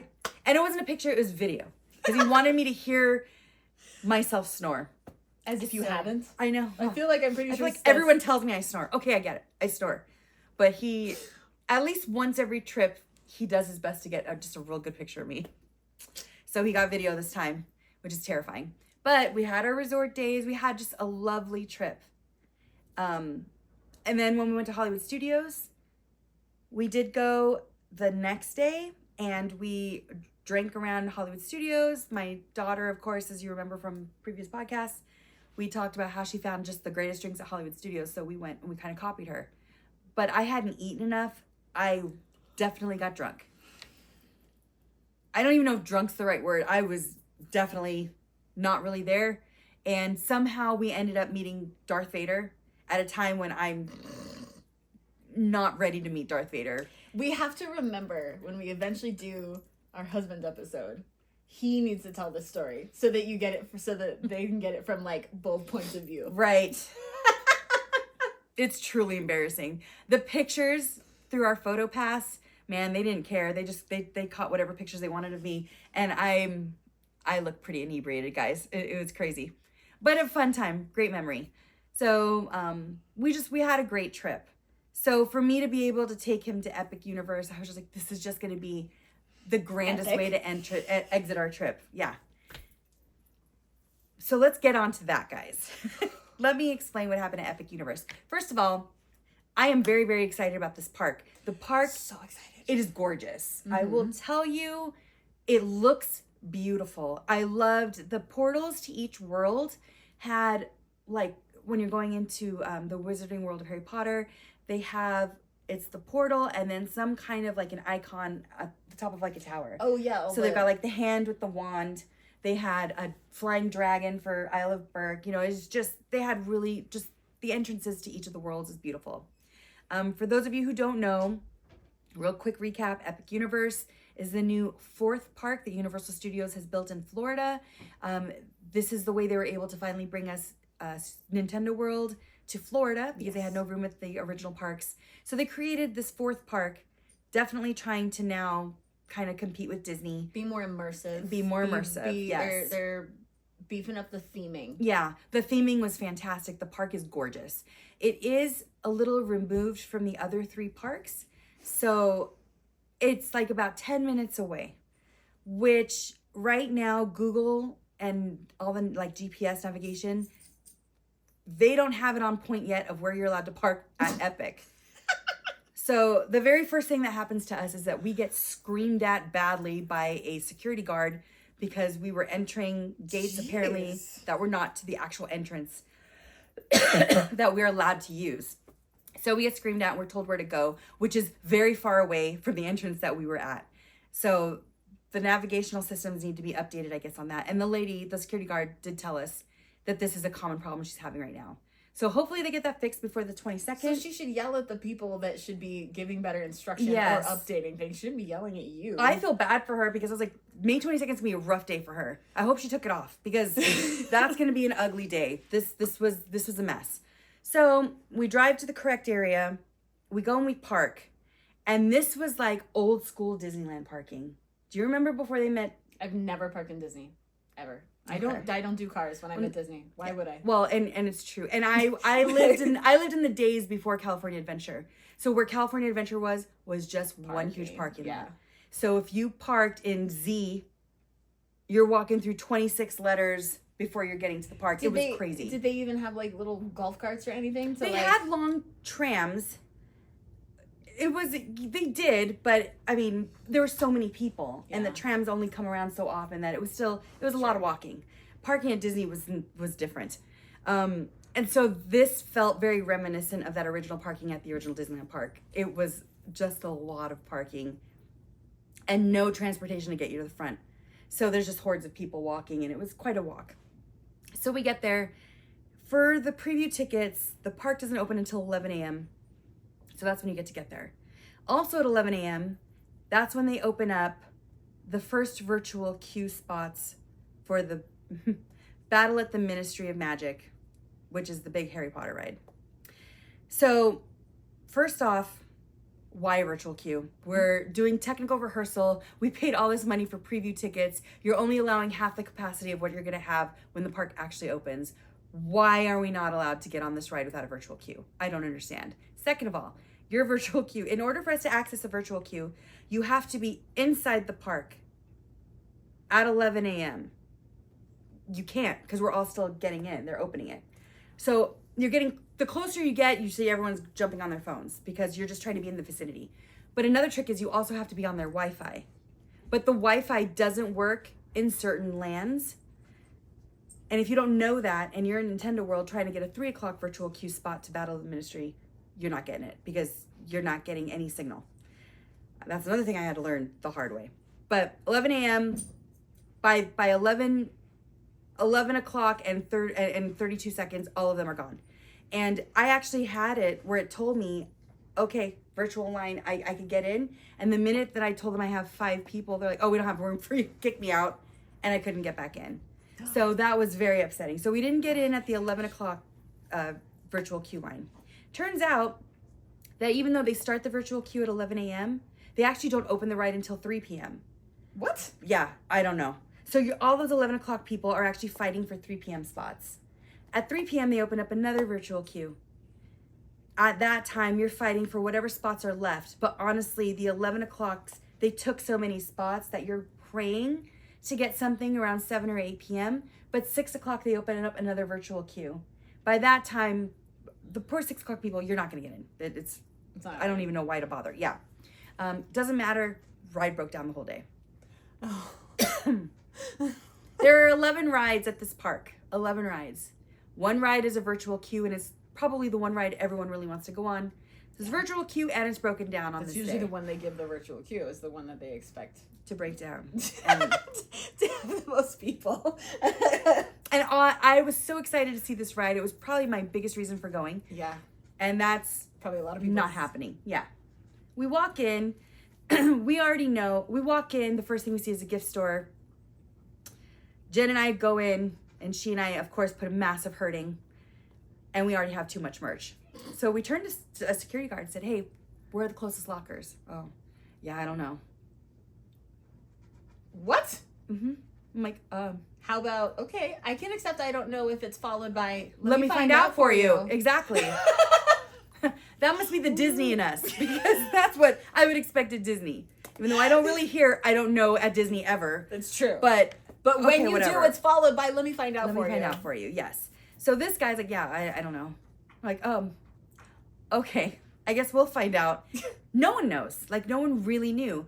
I got onto the map and we figured it out on the app itself. So we're like, okay, it's actually right there. Like, right across from the security guard is this huge locker room. And they didn't. I was actually kind of embarrassed we didn't see it ourselves, honestly. I'm embarrassed for that security guard. I know. Well, don't get me started with the customer service we had at this place. But we put our merch away into our lockers at the very front. Celestial Park. Celestial Park is themed for the gods. You know, really, really cool. They have 2 rides there and a Starbucks. So, hey, we hit Starbucks, we hit the merch store. We've already got half of Celestial Park done. Then we go over. One of the rides is a carousel. I'm not a carousel person. The other ride is the Stardust Racers, and it is their Dueling Dragons type roller coaster. This roller coaster was fantastic. So excited for this one. I was really, really excited because the line was long. It broke down several times while we were in line. So we were in line for a very long time. But at one point we're like, we're already this far in the line. We're just staying. So we stayed. But what we did get to notice, you go through a metal detector. There's a locker area for you to completely strip down. Very similar to the Velocicoaster. Completely stripped down. I mean, we're practically, the body cavity search is all they're missing. And I mean, they're taking everything out. You truly want nothing on you that's not really attached to you. I went through everything, went up, got through the metal detector. They stopped me because I was wearing my Nintendo World Power Band. They said, no, you got to take that off and put that in the locker. I'm like, wow, what? So yeah, I had to go back down the stairs to the lockers, put it in, come back up and try to find the rest of my party. So that was a little annoying. And we did stand a long line. During that line, something happened to somebody. They were pulled off. They were surrounded by EMTs, security guards, which was scary. And then we were able to get on the ride. I will say, really cool side note, I am a Back to the Future fan. And when we saw the Stardust Racer cars come in, on the very, very end, they're really, really cool, stylish, almost steampunk type roller coaster vehicles. But at the very back, I don't know why, it had a huge flux capacitor. I'm talking the real flux capacitor with just the electrical tape with the writing on it. It was exactly at a flux capacitor, but at the back of this beautiful celestial ride. I don't understand it. I don't know if it was just a weird Easter egg and why it was dropped on that ride. And I can't even show you proof of it because they took away my phone and everything because we weren't allowed to ride or bring anything on with us. But it was super neat. So I gotta say that was just a cool little thing. If you're a Back to the Future fan, it was really neat to see that on there. We get on this ride finally, and this was one of the best roller coasters I've ever been on. There's certain points where the dueling roller coaster, there's the green track and the yellow track. We went on the green track, which is supposed to be the scarier one. We didn't know. But now that I know, I believe it because this ride was amazing. And there is one point where you're so close to the other track, the other guys on the yellow track, you could literally, it felt like you could reach out and like slap someone's hand. They were just right there. It was an amazing ride. Lots of ups and downs. I thought I was going to get launched out of my seat several times. My husband has a necklace that I got him. He almost lost it twice, like 2-3 times. He had to hold it in his mouth because you're going up and down so much. You have no control of anything. So now at this point, I definitely get why they won't let you go on with anything. Yeah. Nothing is safe. They're not being mean. You'll lose it. Yeah, forever. You'll absolutely lose it. So, but it was a fantastic ride, great roller coaster. So we got off of that. We were in a great mood. We go to the Isle of Berk, which is themed for How to Train Your Dragon. Beautiful land. Excited for it. The details they put in this land were absolutely incredible. Like there were just so many different like scenes and things from the movie or the movies that it just boggled your mind. I could have stayed there for hours just to stare at everything. But then on top of it, the merchandise was so fun. The toothless stuff was fun. Highly recommend it. It was absolutely amazing. So Isle of Berk, all of the rides there were working except for there's one, the fire night ride or something. It's like a Viking boat ride where you can shoot other people with water. That is not just a, hey, you'll get wet ride. You will come off completely soaked. Kind of glad it was closed down. But people will literally target you with their gun and they don't stop until you're just sopping. So one of those rides where you're fighting each other looked really cool. We didn't go on, that's fine. But definitely looked like a fun ride. And in the Florida heat, I don't think I would have hated it. We did go on Hiccup's wing gliders, which was an amazing ride, kind of like the Slinky Slinky Dog Dash. Uh-huh. But it was a really good, fast Yeah. roller coaster. It was a great little roller coaster. I absolutely loved it. And then they had... Where would you rate that one as far as, like, could a kid go on that one? How crazy is it? So I'd say it's crazier than Slinky Dog Dash. Okay. It kind of was reminiscent of, like, it was like a cross between the Hippogriff ride Okay. and Slinky Dog Dash. Okay. With a little bit, like, there were definitely some faster elements to it. Okay. But I think a kid would be okay with it. Okay. You know, I think they would be okay. They're a little daring. I'd say it's like a very good progressive roller coaster to get those kids maybe in their tweens that are getting to the point where they want to go on the fast roller coasters where they're still scared. This was a really good in-between one. A lot of fun. And then they had this other ride. It was the one where you are acting like you're flying your own dragon. So you're in a little cart and you have control of the wings. You can make yourself spin upside down and everything. It was a really cool idea, and I'm sure for the people who've practiced on it, like you would see a couple people spinning upside down. I couldn't figure it out, to be honest with you. I was trying, and it felt like I couldn't do it, so it ended up feeling more like a Dumbo ride. It was a little high, but it did. It felt like a Dumbo. I couldn't just get like what I was supposed to do. So I definitely would want to try that a couple more times. Interesting concept, but it was very short. So it was like a short Dumbo ride that you had to really work on. Okay. So it was a cute idea. It was a lot of fun. If I had stayed in a line that was longer than 20 minutes, I might have been frustrated. I don't think it would have been worth a line much longer than that. So that was pretty good.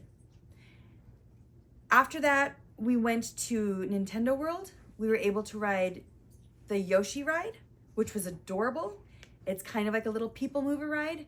It's just kind of in the corner of the land, but you're riding in a car that is simulated, like it's Yoshi, and you're going through and you're trying to find these like little hidden eggs. Really cute ride. I have some video that we can upload of that. That is the only ride that we got on in Nintendo World.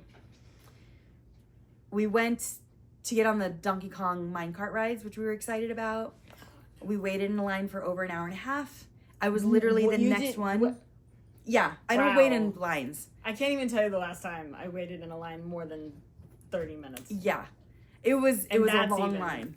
Long. And I got to the point where I'm the next person, like the barricade's right in front of me, and suddenly they let us know the ride has broken down. And we saw maintenance people coming out. They were pulling things off the cars. They had one lady get in the cart, take it all the way around. She'd come back and she'd be like, nope, it'd lock up the seats. That one can't work. She moves to the next one, gets on it, rides the whole ride, so comes back, says, nope, it's not working. This is concerning. Yeah. So after a little while, we just left. Of course, we're giving up on this. And those were the 3 rides. The whole day, we got on about 3-4 rides, and that was it. We did try some great food, which was nice, but we did have some challenges with some of the customer service. We did go into the Wizarding World of Harry Potter.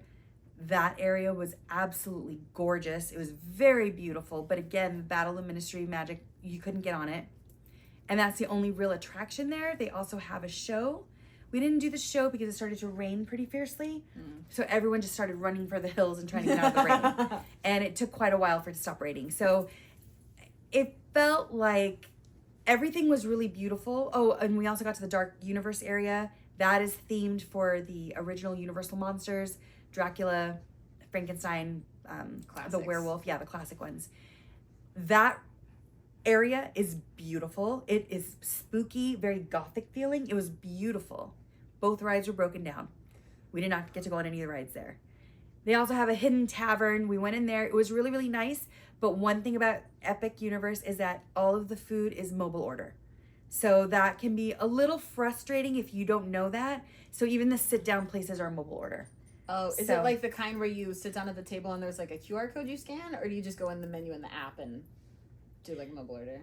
You go in the app. Okay. This one was a little weird because you're supposed to order it, then go stand in a line, and then get your food, and then hope to find a table. So it was a little weird. I didn't love the way that one was set up. So we actually decided not to eat there because we didn't want to kind of deal with that. We just decided to go find another place to eat, and we did. We found some food at, again, Isle of Burke was probably our favorite land. What kind of food did they have at Isle of Burke? That's where they had the PB&J cone. Oh. And it was like this, almost like a pizza dough rolled in everything but the bagel seasoning, which was already amazing, stuffed with macaroni and cheese, and then the PB&J part of it is not peanut butter and jelly. It was pork, bacon, and then jam, but it's really like more like a chimichurri sauce that was put on there. And it was... That sounds weird and awesome. Yeah. Literally. Exactly. It was weird but awesome. It was delicious. A lot of fun. We really enjoyed them. And then we did try to get some churros. Again, where we had some challenges with customer service. It was pretty early in the day. They had already run out of the chocolate sauce for their churros. I'm so sorry. Jeez. It kind of sounds like they just weren't actually ready to open. No, they weren't, because the park had only, at the time that we tried the churros, the park had only been open for about an hour and a half, and they were already out of chocolate sauce. And the girl was kind of very abrasive when she told us that they were already out of chocolate sauce, so do we still even want the churros? I was like, okay. Yeah, sure, we'll still take the churros, which ended up being pretty dry. So they're definitely not Disney churros. So that was a little disappointing. But the rest of, I mean, like the park itself was very, very beautiful.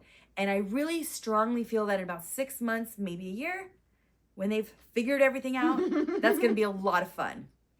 But right now, there's too much going on, way too much. I heard that even the animatronics on some of the rides, even though they're supposed to be stellar and some of the best animatronics they're supposed to be top of the line. Yeah, they're supposed to be top of the line. But when they work, they're beautiful to look at, but like the mouths weren't moving when they were talking. You know, some stuff was going on. So they just have a lot to work on. What I am happy to report is that since I went on that trip, they did stop the virtual queue for the Battle of the Ministry, which I think is great. Now there is a standby queue. The problem with that is that standby queue is going to be ugly. You're going to be waiting 5 hours in that thing until they figure out a better way. So, and again, that was my experience at half the capacity that the park will be taking as of May 22nd. Right. So, that's the scariest part of this. Yeah. It's like they weren't even dealing with full capacity. Right. And they couldn't. So. Yeah, it was definitely concerning. So just, you know, it just means you have longer to save some more money before you do Epic. Don't be in a super rush to go to Epic right now. Right. and I'll be honest with you, as much as you may want to buy an express pass, I don't think right now would be the best time to put your extra money into an express pass, even though the lines are going to be long, because the chances of those rides maybe not working right now are going to be pretty strong. And I would hate to know that you spent $150 a person on an express pass and got 3 rides out of it. It just, I feel like there's a lot of kinks that need to be worked out. But once they work them out, I really feel like that park's going to be amazing. And I keep seeing some people that had totally different experiences than I did. They said it was great. They were able to get on everything they wanted to get on. So, you know, that is great. And I'm hopeful that they're able to let a lot more people have that experience. It's just unfortunately on the day that we went, that was not our experience. We only got on maximum 4 rides the whole day. And it did take a while to get on all the rides. And we were there till close. And I don't know, we got some fantastic shopping out of it. It was a lot of shopping. But that's right now at this point, I honestly believe that's a very expensive shopping day. But that's the most you're going to get out of it. You're paying admission. Yeah, to paying shop. admission to You're paying shop. money to spend money. Yeah, to get exclusive merch. But while I was there, I did pick up the coveted Dolores Umbridge wand. Oh. I was very excited about this. And I'm not a villain person, but you can't deny it's a beautiful wand. It's so cool. It is. And it's got like the lace in the box, and the box is bright pink. It's just so obnoxiously Dolores. It's fantastic.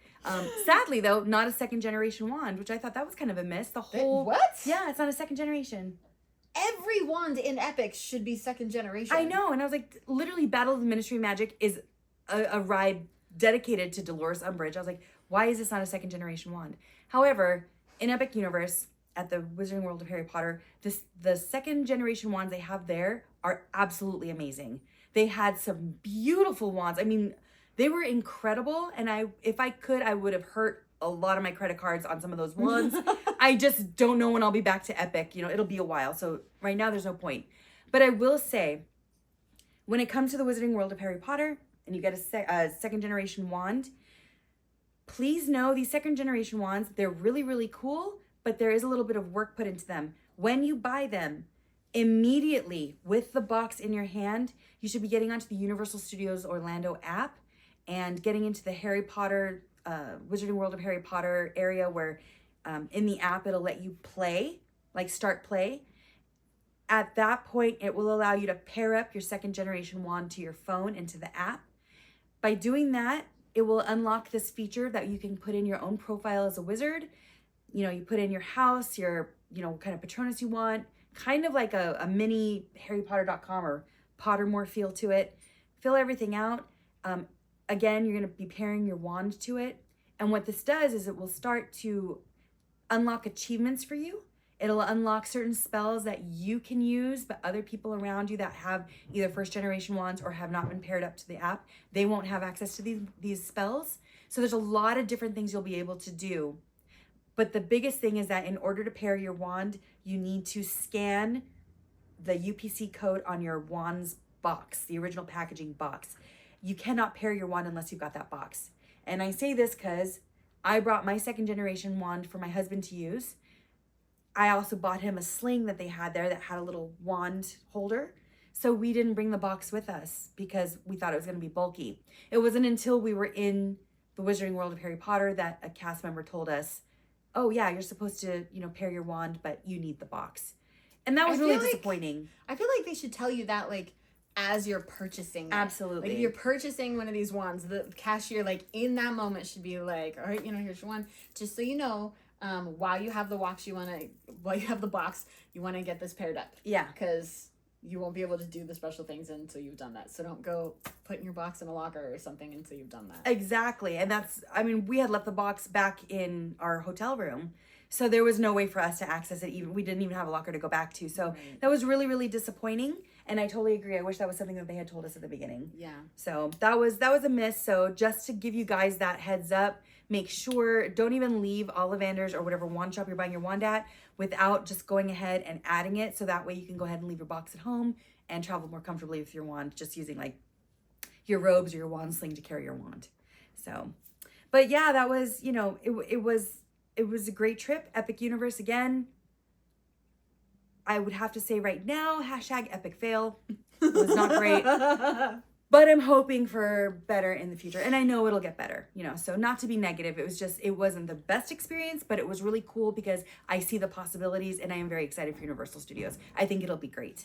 Like, you know, when a new game console comes out, you don't buy it immediately. Mm-hmm. You let other people discover and work out those bugs, and you buy like the second or even third generation. Mm-hmm. That's, yeah. Yeah.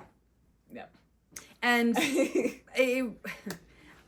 I agree. It's definitely something I'd be waiting. I'd be waiting a couple months before I even bother with Epic Universe. We're planning a trip in December, and I'm not even sure. My prayers are that it'll be just doing a much better job by December. They have a lot of work ahead of them, but I'm hopeful it'll be great.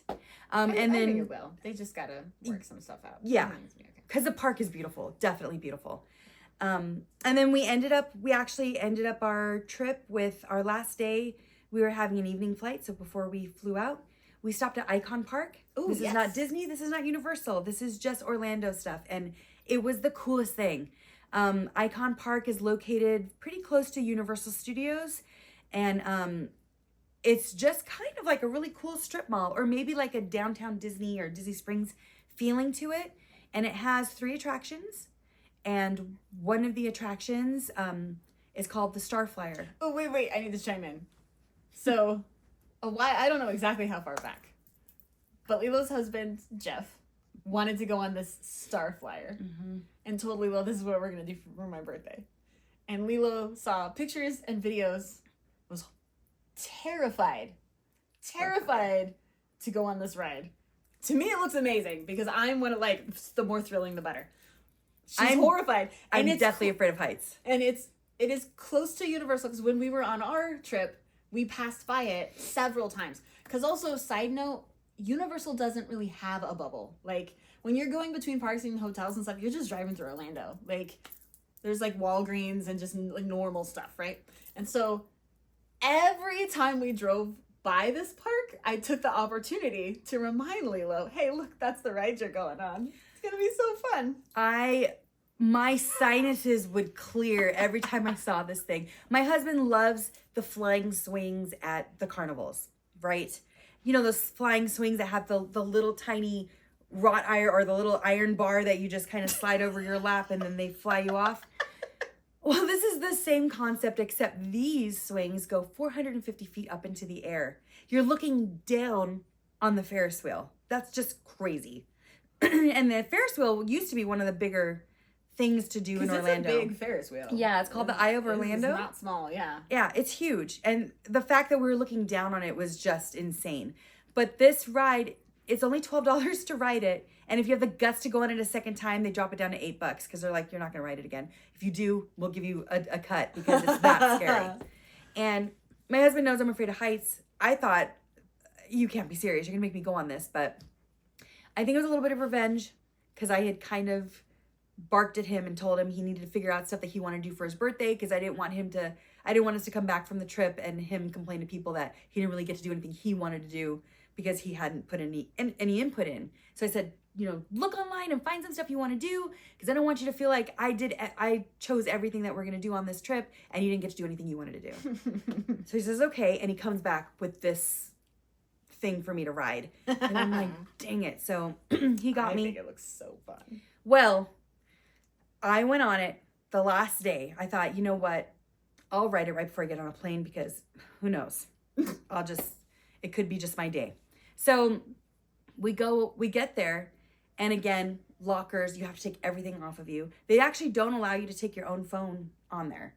They will rent you a GoPro and you can buy the film on the GoPro, but they will not let you take your own phone or anything. Yeah.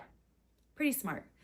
And I actually regret that we didn't do it, but I was too afraid that I was going to cry or have a meltdown or humiliating. I was like, there's absolutely no way that I'm going to have any video recording of this, whatever's going to happen. Those are the best ones. Well, I was too afraid I was going to lose my bladder somewhere over someone's head because the closer I got to this thing and I looked up, I was just like, I really can't believe I'm going to go on this. And when they start to raise the swings, and again, 450 feet in the air, and the only thing that's really holding me down is that little bar. And then they had like a little seatbelt thing that goes around you here. But that's it. And it definitely doesn't feel safe. It didn't at all. And so we're going up in the air. And as we're going up, I mean, I'm not going to lie. I think I said the F word 50 times. I was so terrified. Once I got to the top, I just decided don't look down. And I looked straight out. And that's actually the trick. It was great. And actually, it was a very beautiful experience. It felt like I was flying. It was amazing. You called me like right after you got off the ride. Mm-hmm. And I was so surprised because you were like, I mean, you were definitely like coming down from like terror, but also excitement because you were like, I can't believe it, but you know what? It was so fun. It was really cool. The scariest parts are definitely going up and coming back down because coming back down, I made the mistake of looking down. And that's when I realized everything looked like ants below me. It was just so high. But it was a very great ride. It is a lengthy ride, actually. I feel like I got more out of my money that day than the day before at Epic. But it was a fantastic ride. And we came back down. We got something to eat. Gordon Ramsay has a fish and chips place there. It was fantastic. So we had some food there. And there at the Icon Park, they also have, like I said, they have the Ferris wheel. They also have one of those slingshot things. Oh, those are fun. Nope. Never ride it. That'll be all you. Never. It's not as fun by myself. I gotta bring my brother. Yeah. Henry, we're doing the slingshot. I'll film you guys. I'll be on the ground because there's no way. But I would do the Starflyer again. That was a lot of fun. But that whole Icon Park, they had the Museum of Illusions. Oh. So whole like really cool things that you can do in there, and they also had a Ripley's Believe It or Not far from it. So it was definitely a fun place to go to. So I would say, if you're getting, I don't know how you could, but if you're getting sick of Disney Springs or you want to find something to do other than a park. What? Yeah, I know. What? There are people out there that feel that way. What? Who are you? Well, these are the people we'll find at Icon Park. But I would say give it a shot because it was pretty cool. A lot of cool stuff there, and I definitely had a good time. So I'll take you there. You got to go. You're going to have to experience it. Yeah. So, and then from there we went to the airport and, our trip was over, but it was a really, really great trip. I'm glad I got to see Epic Universe because I was I was seeing so many TikToks, and I really want, you know, you and I both really wanted to check it out. I am so excited for Epic. I really am. Mostly for Isle of Berk. Yeah. Like, I have a strong feeling that Isle of Berk and Epic is going to be very similar to Harry Potter and the first Universal for me. Yeah. That, like, I do want to check out Dark Universe. And I definitely absolutely want to I got to check out Nintendo World. And Celestial Park actually feels pretty cool to me. Like, sort of the astrological stuff of it is just fun. So I'm excited. But I do think that, like, I'm going to walk into Isle of Berk and be like, have fun. I'm cool here. Yeah, yeah. I'm so beautiful. excited. I'm so, like, because How to Train Your Dragon is my favorite non-Disney animated movie for all three, which is crazy that, like, all three awesome movies. And so... yes, I'm so excited. I'm so excited to meet and take pictures with Toothless. I'm so excited for that was really cool. He rides. Looked great. Yeah, Toothless looked really cool, and he had like this roar when he would turn his head. He was really awesome. So, Isle of Berk was fantastic. That was definitely probably my favorite land there, to be honest with you. I was blown away by the Wizarding World of Harry Potter, the way they recreated France.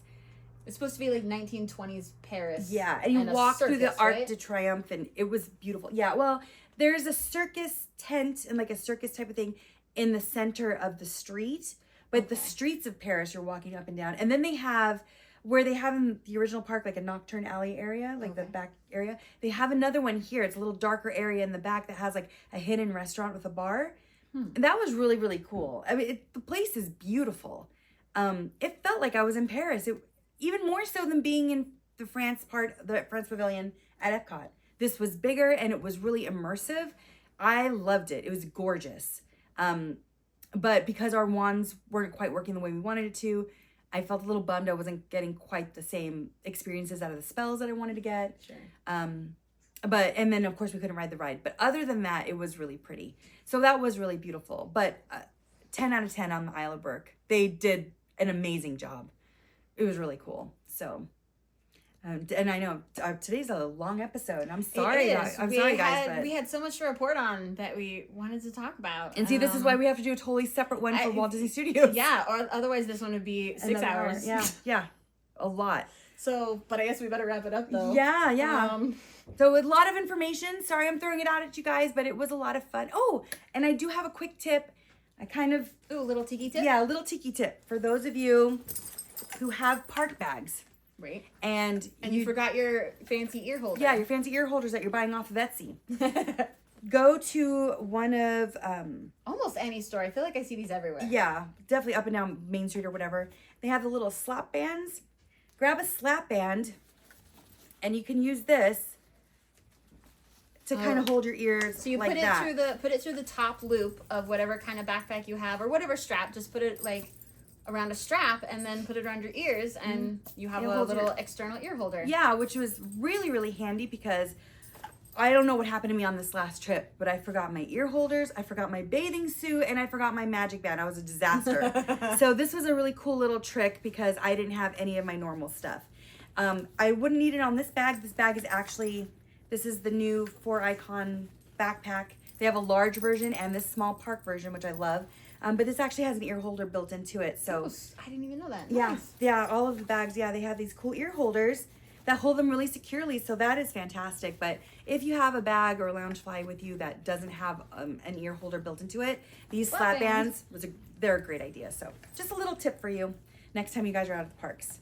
But other than that, I really, really hope that you guys can tune in to our next podcast episode, which is all going to be about Walt Disney Studios and the opportunity to tour that. So hopefully between now and then you become a D23 Gold member. If not, you can just live vicariously through us. We'll help you know what it's like to tour over there. And as always, comment or contact us through any of our social media if there's stuff that you want us to talk about or questions that you want us to answer. Let us know if we're helping you plan your trip or how else we can help you plan your trip. Yes, please if you do. want us as travel planners, you know that we do that too. But yeah, and we'll post pictures and videos so you can see really what these rooms look like too while you're thinking about hotels on YouTube and Insta. Yeah, YouTube, Insta, TikTok. All of it. Yeah, we're on Facebook. All of it. So just find us, the Hitchhiking Ghostettes. We're happy to show you guys, all fun tips and tricks, of course. So subscribe, like, all that fun stuff, and we will see you next time. So Bye.